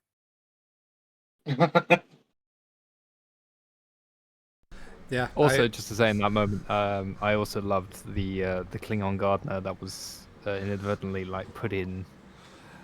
Yep. Canonized I immediately. hope he's doing well. He's living his best life as the Veldanans see fit. He's living his most honorable life, tending to the garden of a great land and killing the evil weeds. Yep, with no repercussions whatsoever to them or to I mean, you. Klingons must also have gardeners. They have gardens somewhere. Absolutely. I would have thought they'd leave that to like the slave labor. I would have thought, or the household staff, which would be Probably. again slave labor. They are an Well, empire. They have slaves. You just don't see them very they often. they do suggest in Enterprise that the warrior bend is like a modern thing for that. Like people are now starting to flood into the warrior hype. And like a lot more professions are slowly dying because everybody's assigned to be, they don't want that. You need to be a warrior. The warrior is, more superior, Yeah. more honorable. You want to be in it's in the same way of like, do you want to be a civilian or a citizen? In this case, do you want to be a It's warrior or do you want to be nothing? it's one of those many cultures in Star Trek where it's like, here we highlighted this aspect, we like hyper express this one aspect of this culture to like make something cool. Yeah, that's pretty cool. But how does it work in these circumstances? Please don't look closer. Please, I beg of you, don't look closer at it. Yeah. Put that magnifying glass away. It would very much fit into sort of the early 20th century sort of Japanese neo-militaristic society that came about, where everybody's like, we got to be in a war, we got to work for the state, and just a lot less professions seemed. My cat has zoomies suddenly. It's just like that sort of hyper focus toward being an honorable warrior and the warrior cult, which happens in societies. It's sure Star Trek has its Planet of Hats and it does it all the fucking time, but I did like Enterprise sort of being all like, no, we used to be freaking normal. We used to be a normal people, relatively. You did this. Yeah. So after we left Veldonna 5, we've had the latest episode, Another Day in the Service, where Eula Shearer stars as Bill Murray in Groundhog Day. It's accurate. So, Zach, give us some insight in how you went about organizing this episode. Yeah, so for those that haven't caught up and have stuck with us to this point, and I hope you're I hope that this is interesting you enough to check this out. But if nothing else, Another Day in the Service was an interesting challenge because it is the central conceit is that the episode is meant to be played as a time loop, and for something particularly that is streamed, like where people are going to see this afterwards, I realized that this only really has legs if everybody kind of has the idea of, okay, we are gonna do this kind of weird thing. Here's it, like, I can make this work if you guys can give me some basic things. So, like, the basic structuring or how I approached this was to basically say this a loop happens over a certain block of time, and we'll say that there are 3 major scenes per loop where other characters can like really show up or the players can be involved, and then just give them here's a list of all the places, the times it'll be occupied by this, and have everyone basically fill out a schedule for that sort of thing to set up what the day is going to look like. For that, I basically got that from all of the players, and then overlaid that, gave it like developed ideas of other things that could happen in places where players were sparse, and basically said to everyone, think about these past weeks, think about the last adventure, what are some things that you might be dwelling on, and from there, because this episode was, I wrote this with the intention to focus on Shira, predominantly because the time loop thing is a thing I know you, Craig, have particularly wanted to do in a while, or it's at least a story conceit that you've really enjoyed. I'm a sucker for it. I love Groundhog Day. I love the episode of Stargate where they're on a constant loop. I love the Star Trek episodes of both. I think TNG and Discovery both have done ones before. I just love this type. Yep.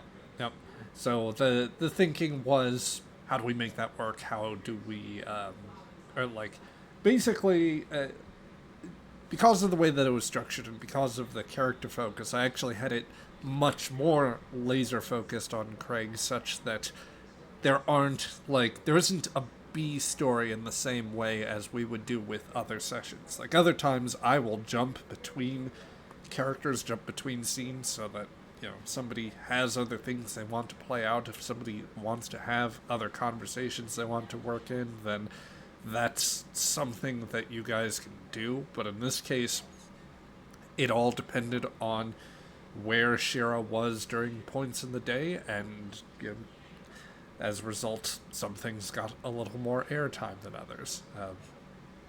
And part of that was figuring out ways to add stakes to that. So, like, there was always going to be a Racco Alonso confrontation of some sort. Shira was there for most of the loops, but in like one particularly rough one, she got the sort of information to say that this potentially goes very badly if you don't prevent it somehow. Likewise, discouraging too many loops by showing that they have that it does have some successive impacts for reasons that nobody understands. Mm-hmm. Captain. Maybe one person understands. I don't know what you're talking about.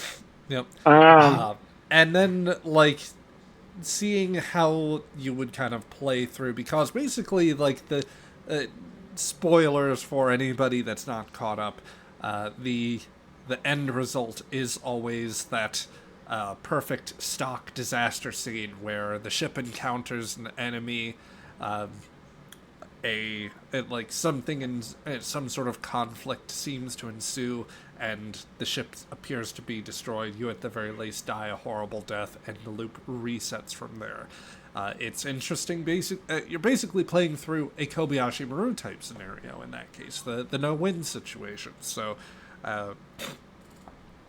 it's very neat to see how you guys deal with the loop every time. I was kind of wondering, does Craig try to plan more for like frequent tactical encounters? Does he pick up on the small little hints I gave, like the the one major thing I tried to drop whenever you were on the bridge was always that Crichton would be uniquely suited to help sort out the communications interference, and you picked up on that quicker.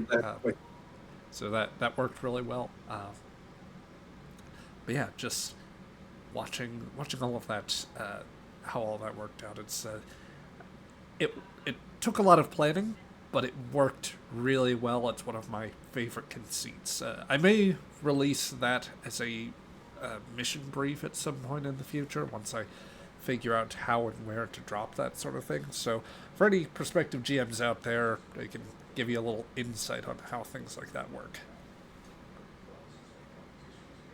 Very nice. And Panda, how much more stressed is Ensign Steward this season? She seemed quite aggravated in this. It At least in one was. of the loops. It was the first season I wanted to play, because I've played a number of various characters overall, and I had a type, and I wanted to play against my type, and so I just played like honestly a scientist who won an exploration mission, got the chance to exploration mission, and yet somehow now is doing secret government, espionage, galaxies that threat issues, and she's like, I'm not rated for this. I'm not trained for any of these things. So it was good in season 2 just to be like her to be a little more jaded, and yet like especially during the Operation Panic where she just snapped. It was so ridiculous. She's like, stop. This is too much. I can only smile and bear it for so long before I just no. This is not going to happen anymore. I am not going to take any more funny business. We're going to get this thing done. I'm returning back to my office where I can cry in my sleep like I usually do. So yeah, no. She's getting a backbone a little bit, but knows her place relatively. And I think having Mjolnir in that spot just adds more enjoyment for me, because now she has this snooty boss that is, probably also giving her impossible goals that she's like, yep, I can do that. Yes, sir. Even though it's vague as hell. I really, really enjoyed too of Shira just being like, yeah, I know this purple laser. That's all I know. You could figure that out, right? This purple laser. It's just purple, and so that makes it very unique, right? That's kind of like that's not how light works. It kinda is. No, it's not. You're just surprised how color-coded Star Trek is. You can start this. Klingon weapons are green. See? There you Yeah, go. yeah. Cardassian yellow. Yeah, you go to Star Trek Online and you see that like the disruptors are green, phasers are mostly yellow unless it's original series or Andorian design, then it's blue. The Tetrion beams are close to the sort of purple, and anti-proton's got a weird sort of thing going on.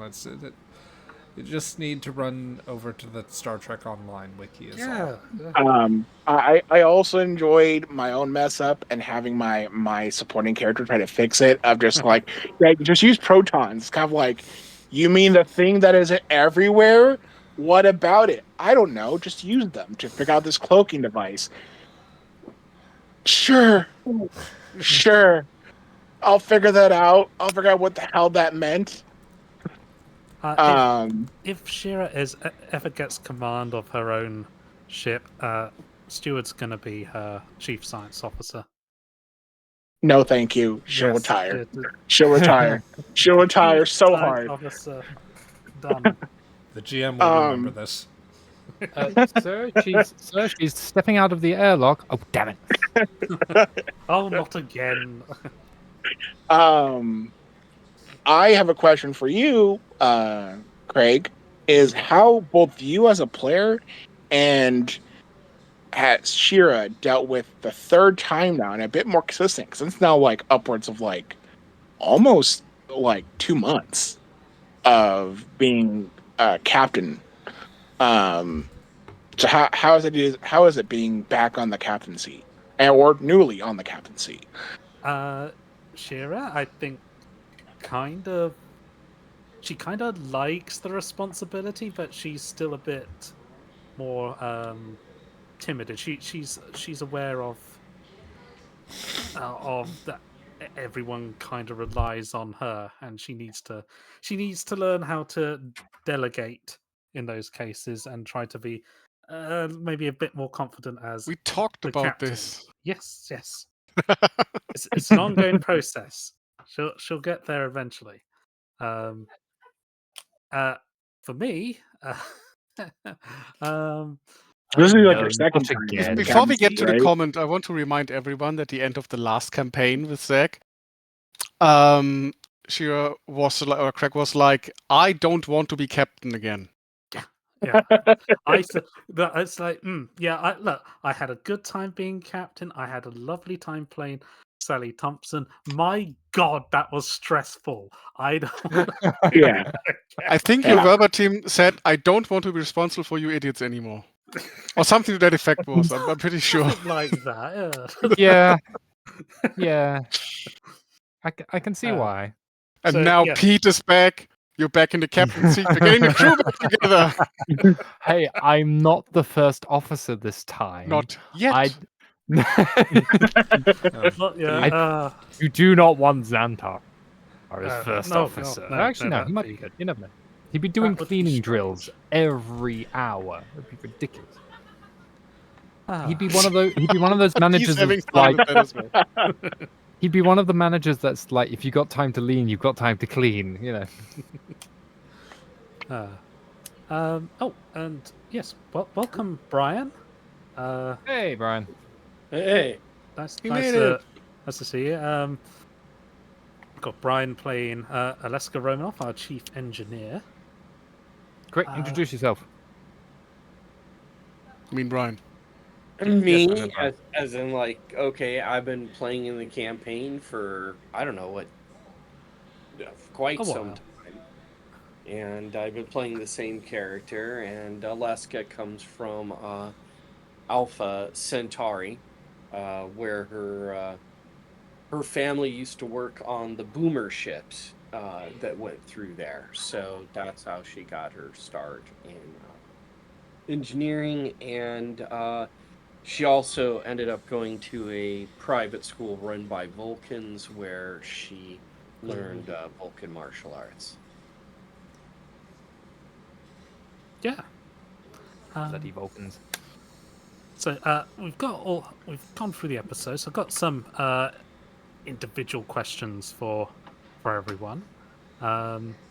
So Zach, how did you go about recruiting new players for the season, and what was it like with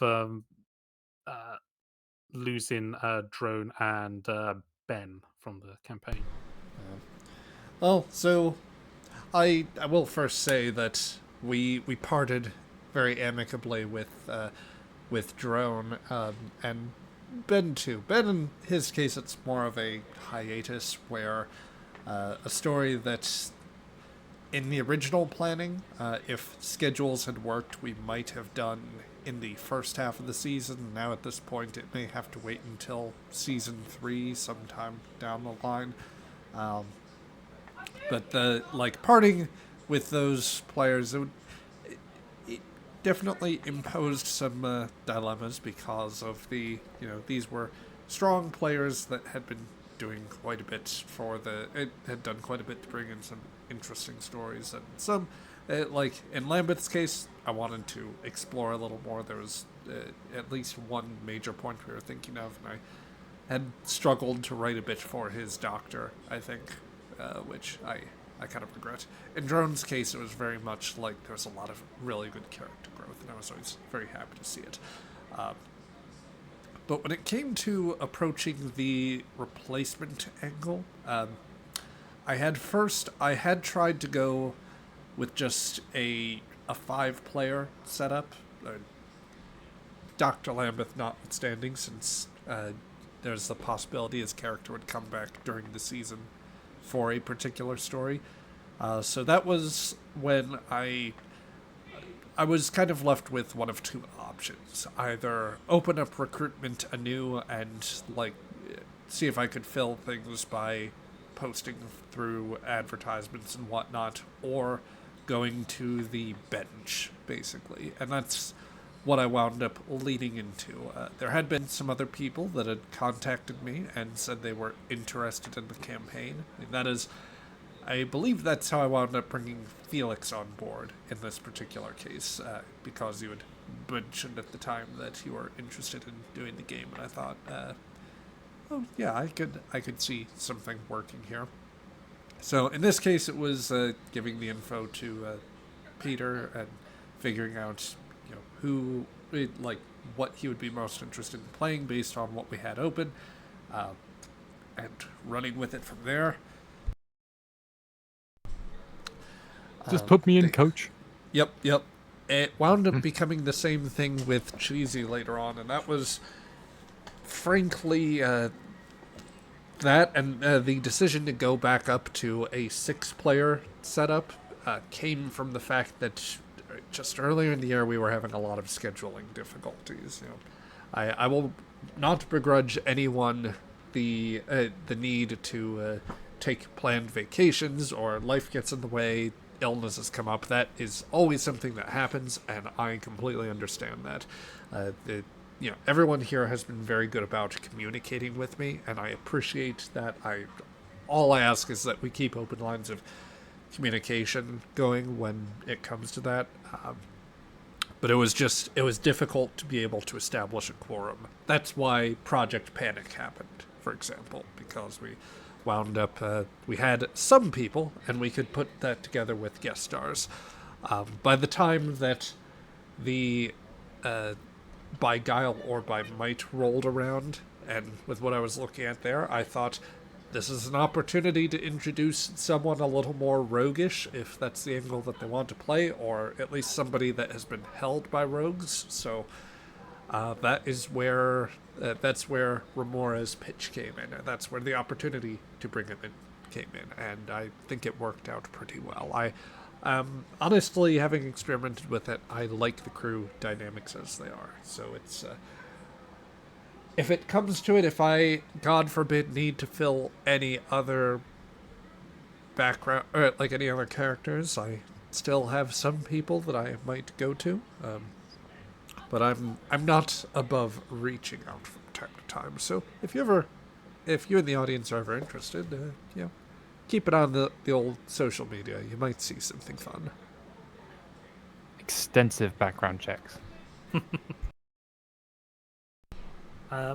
Panda, how much have you enjoyed having all these little hints dropped about Sharp's past?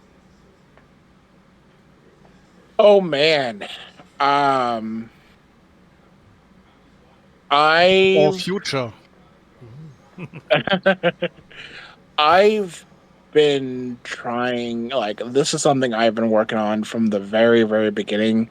And been working hard with Zach on how best to pace this, when I should do it, how I should do it. And I was very tempted to espouse a lot more in time of the service, but Zach had to rein me in and go no, we can't do that, not yet. And even the amount I said for that episode, I went back to our GM. I was like, is that too much? Is that too much? I know I said a lot. Is that too much? But he said it was perfect. I remember Zach, he said it was perfect, so great. But oh man, there's so much more I want to say, and hopefully I can say more. Because there's a lot more relevant plot to that ahead in this season. And I'm excited to play it out. I'm excited to see for you guys' reactions and how it's always this weird thing. Honestly, I feel is like when you have something big like this and the player's trying to keep it a secret, is how the other players are going to react to it. If they're going to be as engaged or just be like, again. So I'm glad you guys are excited. Like you guys are excited, right? This isn't Oh yeah, like yeah, I'm enjoying the little breadcrumbs that are being dropped here. It's Yeah, I need Absolutely. to find out what the hell's going on. So,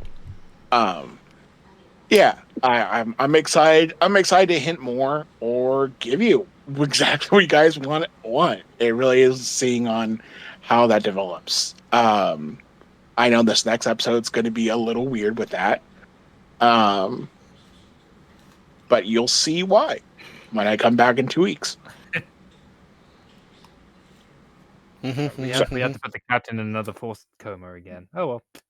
it's 2 weeks for us, but only 2 days for Captain Sharp. Yes. Might be a prudent time to talk about how many lights you see. After all the bumps in the head, probably double the number there is. It's like the episode just with how many lights do you see in a very menacing voice, and then the captain blinks and says, how many lights do you see shining like just one tiny light in her pupils? It's just Xantar. Just like, how many lights, Captain? Come on.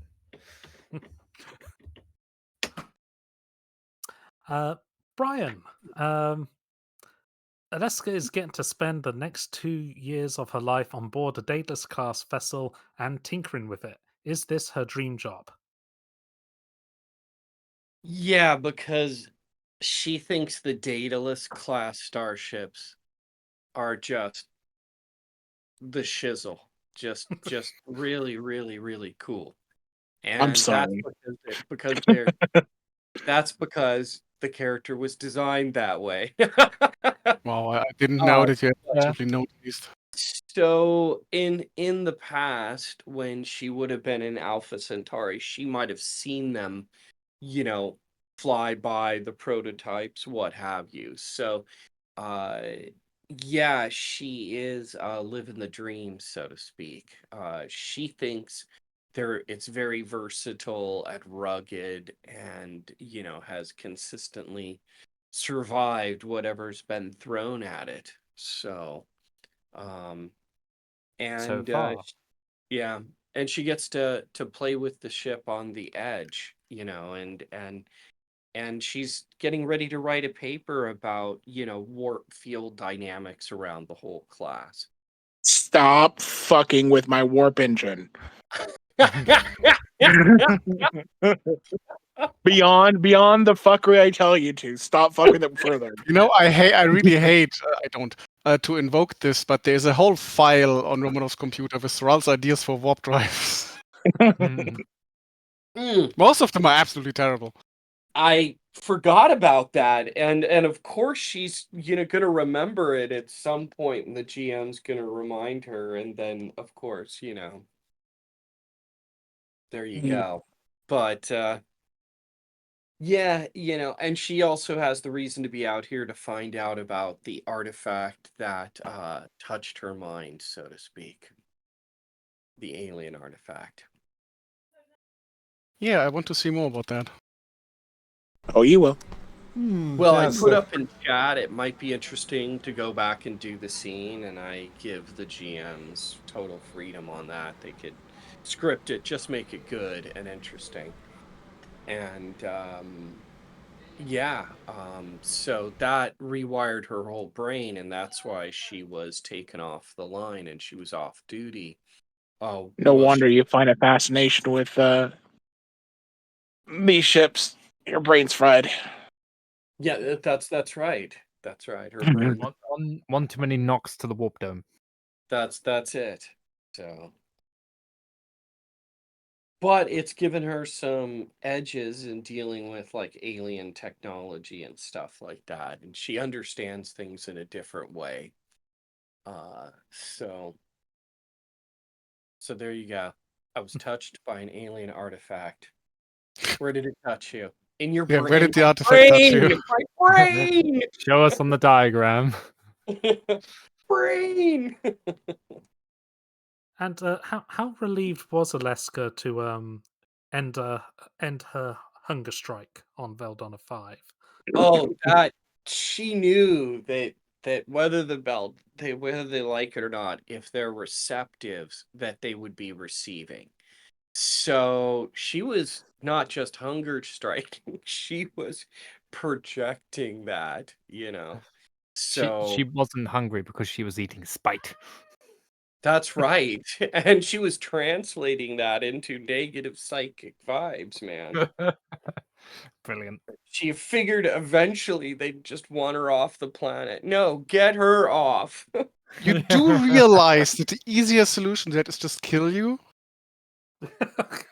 They've already proven that they were unlikely to do that. But Yes, in lieu of better options. But if you take those options away, Well, it's like and- Horn was just innerly just ripping his face off with frustration. It was just like, ah!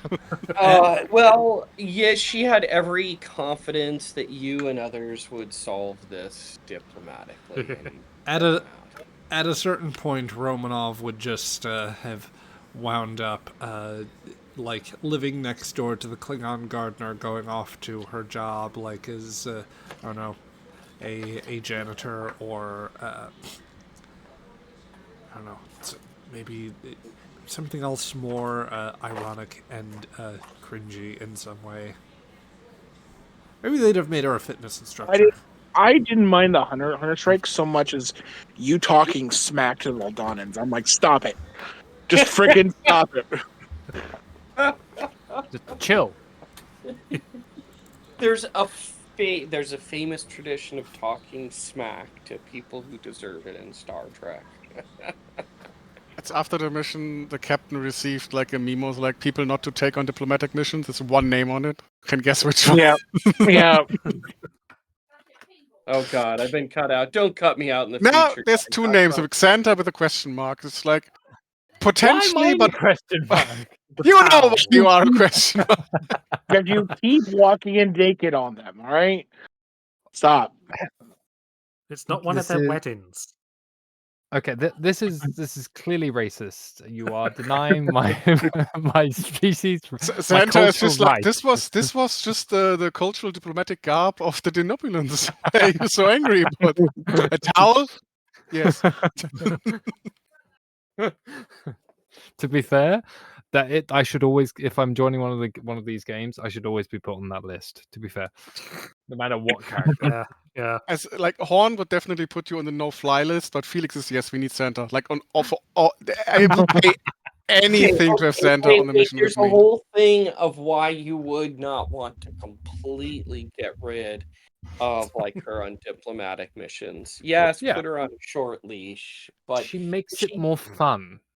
she makes it more fun, and two, she also did really well with the psychic projection children that needed to be negotiated with, connected to the strange artifact. That's true. So Back she in, has proven season- she back in does season one, have some yeah. unusual diplomatic qualities. They just pissed her off. Speaking of diplomacy, Felix, you've had a half season now of playing Horn. How does that compare to playing Soral? Definitely better. It's I think I said that the last Q&A. Soral is a character idea that I will keep around, but it's back to the drawing board on how to play a character like that. And Horn is very much yeah, it's my type. I have a type. Everyone who knew Krell knows Horn in a way. Yep. I'm sorry. It's just plain and simple Horn. That's just me going, that's him, officer. That's the man. Yeah. It's a bit of the type is a bit of a comfort character, because it allows me to just sit back and observe and just be sassy when I deem it appropriate, which fits very much with my temperament. Thrall was a bit an attempt to try to break that pattern, and it was not well thought out, again, on my part. That's why it didn't work. But as a horn works much better, and I look forward to exploring more of the interactions, and definitely not his dark and twisted past. Cool. So, Peter, this is your first Q&A on here. So how did you get into Star Trek? Oh, blame my parents. So I essentially spent most of my ages between. So I was born 1994. Most of my ages. Yeah. The So- first age.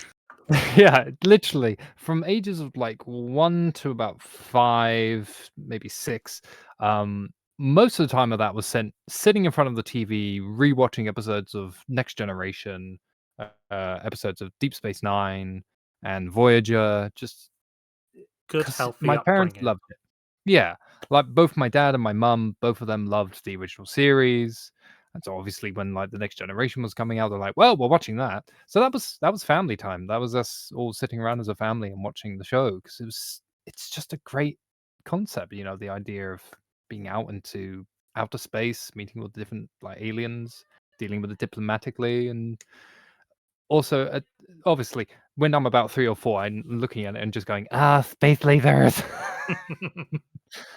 Interesting aliens and like Klingons with bat'leths and spaceships and just the design, the worlds, just and then going into like as you get older, you realize how important a lot of these messages are.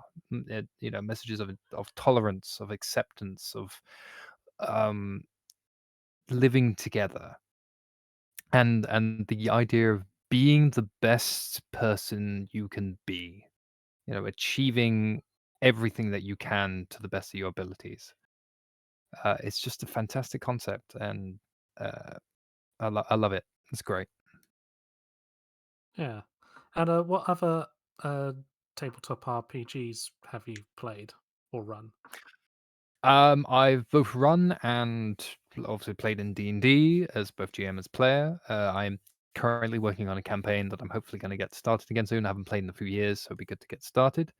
What else have I played? I did Pathfinder for a little bit until at sort of the beginning.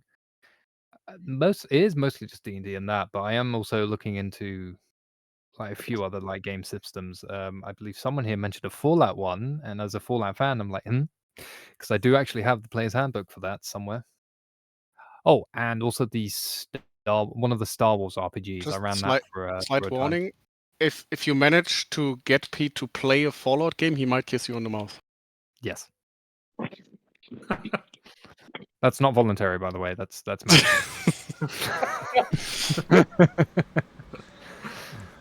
Oh, the Fallout universe is so fun. It's so cheesy, and like my first game was Fallout New Vegas, and just I loved it from then. I Wrong. want to play It's ghoul. very Come on, wrong. give me a I chance. feel so Give me a old. chance to play a ghoul.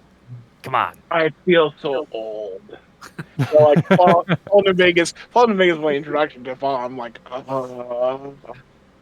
didn't just have feel a like yeah. I feel my have gone crush back on and him. played the other games. I've gone back and played like Fallout 1, Fallout 2, That's obviously good. like 3, 4, The real Fallout. 6. The real Fallouts. You played the The real real Fallouts. One and Fallouts, two. exactly. Yeah. I had to go Yeah. back and play the real Fallouts. Fallout Tactics is another one that I need to play though. 'Cause No. that one also No. looks like Doesn't exist. Doesn't exist. not Tactics. Okay. No, what's no? What there was another one. I can't remember the name of it now. Hang on, Brotherhood of Steel it's in my also library. doesn't exist. Yeah, Brotherhood of Brotherhood Steel. of I know Steel- doesn't exist. No. Uh, Doesn't exist. Don't forget Fallout Shelter. Oh yeah, I've played loads of that. How could I forget Fallout Shelter? And at some point, I'm gonna get around and putting Fallout London onto my PC and playing through that. I just wish Good Avalon luck. didn't trash. I just wish Avalon didn't trash his own setting. I don't know how I feel about it. So, meh. But that's a story for another time. Yeah. Cheesy. Since you're the only player who plays on both Aegis and Broken Sword, what differences have you found between the two games? And which one is better? Tell us, cheesy. The people want to know. Listen, And by the people, we mean us. I can't say both are better because they're both GM'd by the perfect GM, so I can't like.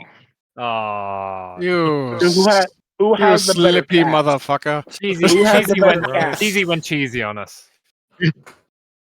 I'll allow it. Who has the better cast? Who has a better cast? Yeah. Ah, Redacted. Don't What's it called? So- some don't pit him interference. against his fiancée. Well, there's Both. some interference on those comms. He can't respond to that. I'm not saying. so both casts are really phenomenal, but gonna have to give the side characters to Aegis for sure. Hey. Well, sir, Side characters. Go ahead. permission to be smug, sirs. Always granted. Most of the side characters are just, Klingons. As much as I love Klingons, they're Klingons. It is just other about versions of shouting Klingon. honor and hitting people the batleth occasionally. That's that's the whole area of space we're in right now. But like Honor, on our honor. crew, we have mental It's- instability and anxiety, and I love it. It's like when you're playing an MMO and literally like all the voice NPC lines are all the same. Yes, only the crew makes everything super different. Of course, I know Zach is trying to make each encounter like unique, of course. Oh, every encounter is unique. We got our beach episode. Hey! Oh, nice. Got a beach episode. Yeah, you'd think, right? You'd think it's nice. Yeah, You'd think when it are would we be, like, getting our fun. beach episode? You don't want it. Guys, By the way, want a talking- beach episode, you say? You don't. Hold on. The Klingon beach episode, and your comment is you don't want it. I thought I did. But right now, I don't really want it right now. Why I- don't you want it? What is it about the Klingon beach episode? A beach that- episode, you say? I that could want be- a Aegis beach episode. Don't.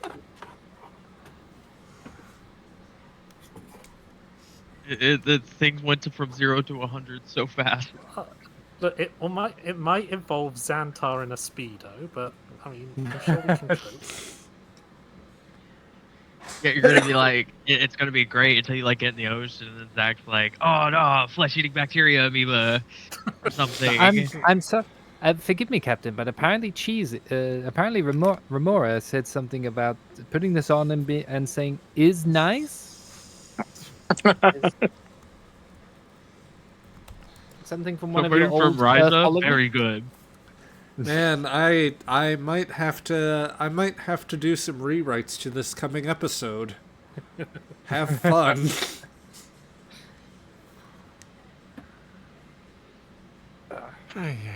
Do you guys know, it's at least my favorite theory, why the Klingons use the Bat'leth? An objectively terrible fantasy weapon? Hmm. I mean, it was designed because it looks cool. Like, let's be honest. That's the Yes. entirety of the thought that was put behind it. But I heard a theory that the reason why it is used by Klingons is because it's a terrible weapon. So you have to be a great warrior to make it work. Hmm. Which is like reasoning in hindsight, but I love it so much. That is, yeah, that's fair.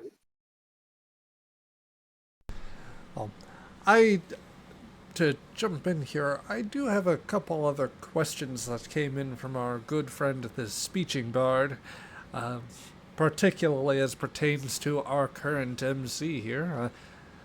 Tell me, Craig, first off, just because we are very much heading in that direction right now, how do Shira and Klingons mix? Other than that garden on Veldonna 5, I'm not sure she's met Klingons. They're both very into stabbing. I imagine they get along well. Yeah, I think there's certainly a lot of parallels between Andorian society and Klingon society. They both like honor, and they're both quite warrior based. But whereas the Klingons have got some kind of feudal system, Andorians are very much democratic. So if she ever meets Klingons, she'd probably respect them as warriors, but think of them as rather barbarous in nature. Yeah. Andorians, they've got ethical polyamory and communism. Hopefully you enjoy your frozen planet. It's a wonderful frozen planet. Yeah. You should go there sometime. You can go skiing and ice skating, or just skating. Andorians call it. Go to Andoria, you say? Yes, we definitely go to Andoria. Yes. The skiing is wonderful. Let's. Yes, and there's another question from the speech bard. For the GM, any chance of future crossovers? So I will say that for reasons that I will go into at some point later on, it was my intention to actually do a crossover, and it could have been as soon as after this next episode. For reasons that are positive, but do impact the schedule in a significant way. I've had to put off the Broken Shield encounter. It may be nixed altogether. There might be a way to make it work in the future. I would need to think about that very strongly and decide whether I could do so. It was most convenient at this time, but it could be done at pretty much any time for the crew of the Yawn, so it would be very dependent on having the right conditions and just figuring out whether things can work. Obviously, there's not simply distance, but a good century between the two games, so that's an obstacle. I had ways around that. We all know Klingon birds of prey can go back in time. It's fine. Holodeck. I don't want to know. It's all a holodeck on the Rainbow Sands, like recreational ship. Oh dear. I'd hope not. The particulars are up for discussion, but holodeck would be a fairly time and place insensitive way. Barry had a holodeck episode. Yep. Without a holodeck, even. Yep. Is it a holodeck episode without a holodeck? Yeah, that was the immersion episode. Remember the friendship beads? Yeah. Yes. And yes. and Operation Panic as well. So. Yeah.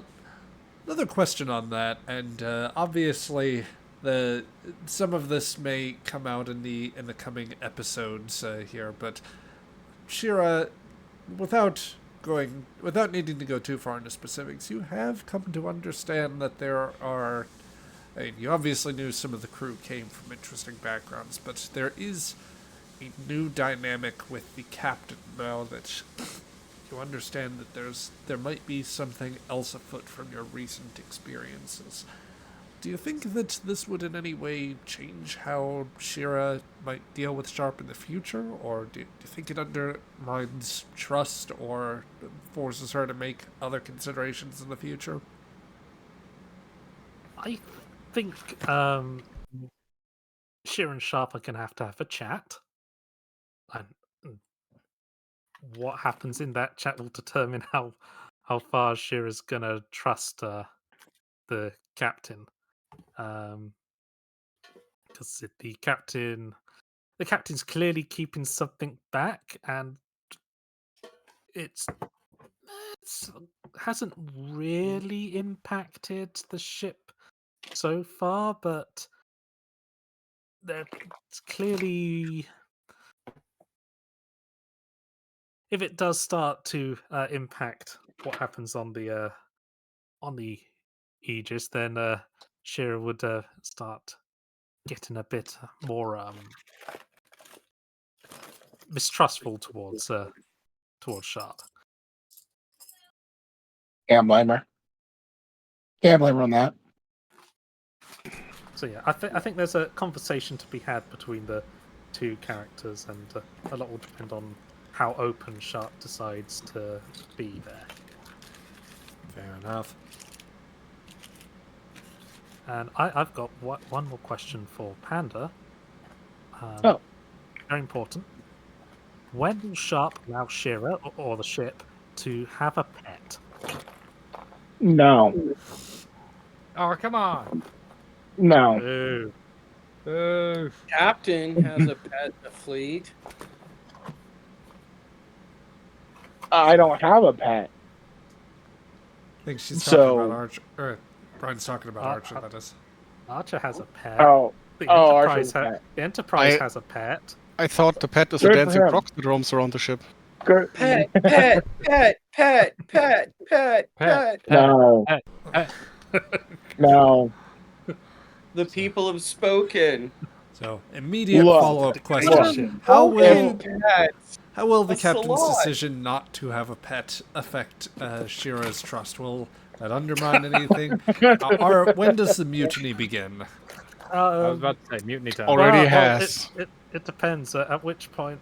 I mean, Shira does have a pet on Andoria, and if that pet were to, I don't know, somehow get on board the Aegis after visiting Andoria. Oh, I'm sorry. We're That's like awesome. 10 layers away. We're 10 years away from an ice planet. And for some reason, that pet just ended up on that ice planet. That would then Pet, result in a pet, pet, full pet. mutiny. Look. The NX-01 has a lot of space and a pretty light crew. We are a very congested crew on a smaller ship. And there's just no way. We're not having a pet. No.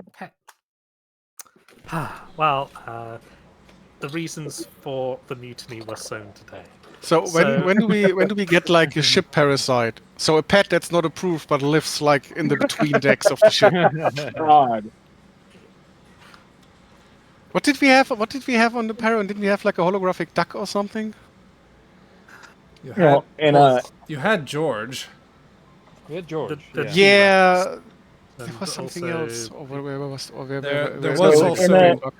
The frog could reappear.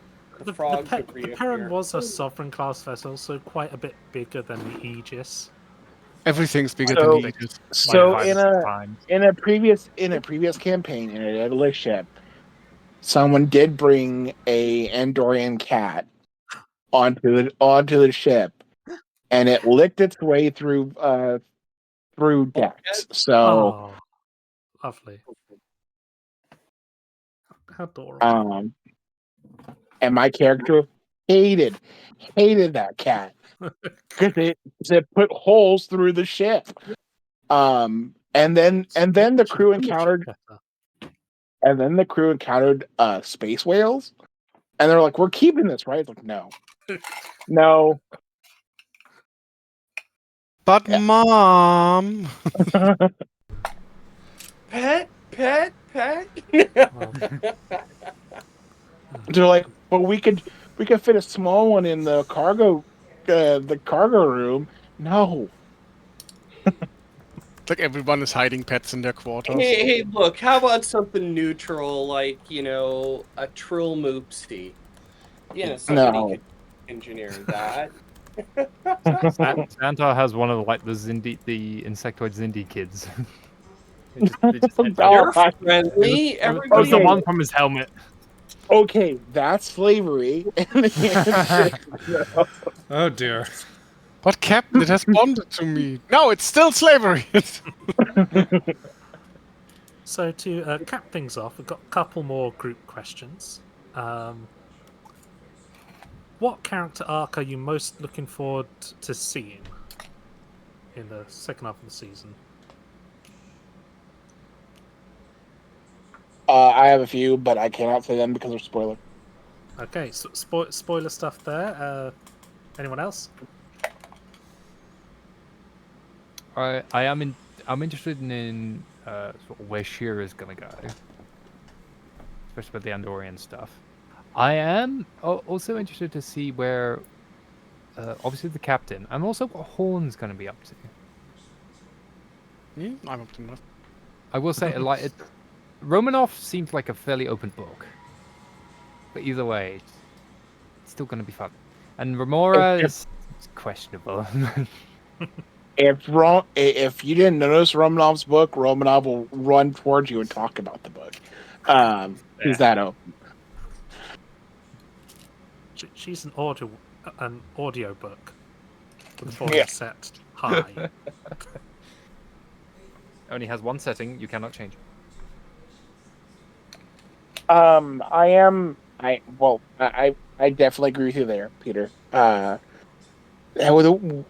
we encounter the Andorians again, especially the asshole general, how is Shira going to take that? I'm going to see more about Marcus. I'm definitely curious about Romanov. I'm eager to see where Xantar goes overall and how Remora deals more of being an actual Starfleet officer, because he's a Starfleet officer simp. He's simping for the Starfleet so bad right now. Oh, never meet your heroes.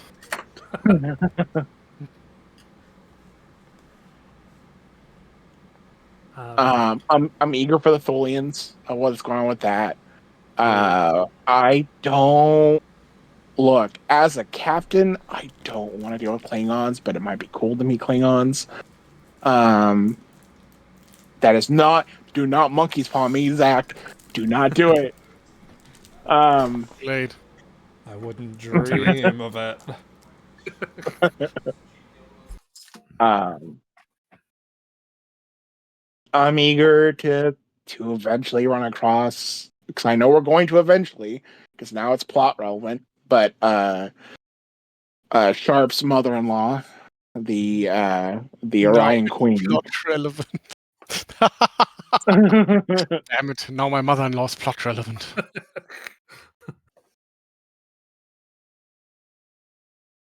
Goodness, what's at the edge of the galaxy? Star Trek wise, Barrier. The galactic barrier? Yes. Before that, like what races are more rimward? Oh, that you don't want to get Castles, I into guess? right now. Don't think about the Borg. You don't No, want to go to that's- the edges, and you don't want to go to the core. Like there's only madness in both directions. It's madness everywhere. That's true. Got I think another question from Speech in Bard. If you were a creative at Paramount or somewhere in control of Star Trek's IP, and you could make any sort of Star Trek, what would you make? Any Star Trek at all? Oh, I've said this before. Star Trek Time Core. We already know they have in the future a branch to like protect the sacred timeline, to speak Marvel. But that Yeah. could be super interesting. Star Trek just Star having Trek to is make sure that the timeline doesn't disintegrate. Only if they have a writer who is dedicated to keeping things making actual sense and not just making shit up in terms of I'm how things always are assuming how good writers. You know what I mean? Yeah. That's like the whole premise. But I think that could be really interesting. It allows you to explore different areas of Star Trek. Like I always enjoy like the Deep Space Nine episode where they jump back into the original series timeline. And I Yes. always enjoyed it a bit because you get like characters confronted with like ancient technology. And like their heroes from the past and stuff could be really interesting. Would allow us also to explore like the different empires around the area, like what happened in Andorian space, what were the Andorians up to, and who's messing with their timeline. And it's a bit of like Doctor Who but Star Trek. That makes sense. And Daniels. I would've- Was it Daniels? Daniels. Yeah, Daniels. Daniel. Daniels, yeah. He did. I think he did. He was one of the people who was like involved with the whole time thing, and I always liked him like as a character He and was, as an SD he was actor. involved with it. He was also a villain multiple times. And no, he would just be all over the place. It'd be great. I mean, if you're involved in keeping the timeline intact, you are like half the time the villain of the story. Mm. I would have liked. It would have taken place like would have been produced like 10 years ago, but I would have liked similar to Lower Decks or like timeline Lower Decks of just having a Star Trek continuation set like 5 or 10 years after the Dominion War and just working from there and continuing on with like the possible things out there or just the technological exploration and also the moral quandaries. Nowadays, honestly, I'm hesitant, if only because I'm not a fan of the current writers around it. But Star Trek Legacy would be cool. The supposed Star Trek Legacy would be cool. Would be in still the similar vein to what I was thinking, which was just continuing Star Trek, but now a small time gap forward, and allowing us to continue world building, um, and dealing with current issues and make it into a sci-fi. And seeing the Federation age, not just like hyper age like Discovery did, which I didn't care for. But like just seeing it continue to mature, and where it's going as both its aesthetic, people, culture, would have been cool. You remind me of the what was it called? Axana? Is that still ongoing or is that finally died? No, that died. That Yeah. It, That's a shame. I was really looking forward to that. Because it it reminded me of what you just said, like Star Trek, seeing Star Trek or the Federation grow up, kinda. it had it's good because. Go ahead, Zach. it had good visuals and the creatives, but rather the actors involved with it definitely had something. Were doing something interesting. The those who shall not be named, the creatives behind it. It's a tremendous your mileage may vary sort of thing. I think that they squandered an opportunity to do something really interesting because I honestly I liked what Prelude to Axanar was, and I think that if they had just stuck with the conceit of, Ken Burns covering the 4 Years' War, basically, if they had done that, that would have been a brilliant little fan series. It wouldn't have been quite as demanding as what they tried to do, and it also maybe they could have gotten away with a bit of fundraising and like some of the things they did, but they Well, they trying to also do the they also exploited the living crap out of the fundraising too. exactly Because they to those that was job name, basically they started they promised that they were just using it just for the production, but then they started trying to expand their own production for other projects with that money. On top of doing the thing they shouldn't be doing, which is putting Paramount's licensing on other products, which is a no-no. Big no. Yep. Really a So- shame. Yeah. Got one final question before we finish up here, and that'll be for our illustrious GM. Can you give us any hints about anything to come later in the season? Well, going back to an earlier question, I had a very the nice thing about the expedition story arc is that I have been able to chart out pretty well where it goes, where it's been and where it's going to go. So we I'll just say that I know the course that we are to follow, and getting to the end of this season is going to be it's going to be very interesting, and we're already going to be doing something particularly neat with the coming weave of eternity, and there'll definitely be some special character moments, like individual episodes planned for something like that. There will be some other challenges I have planned, and let's just say the meta plot will continue to move along.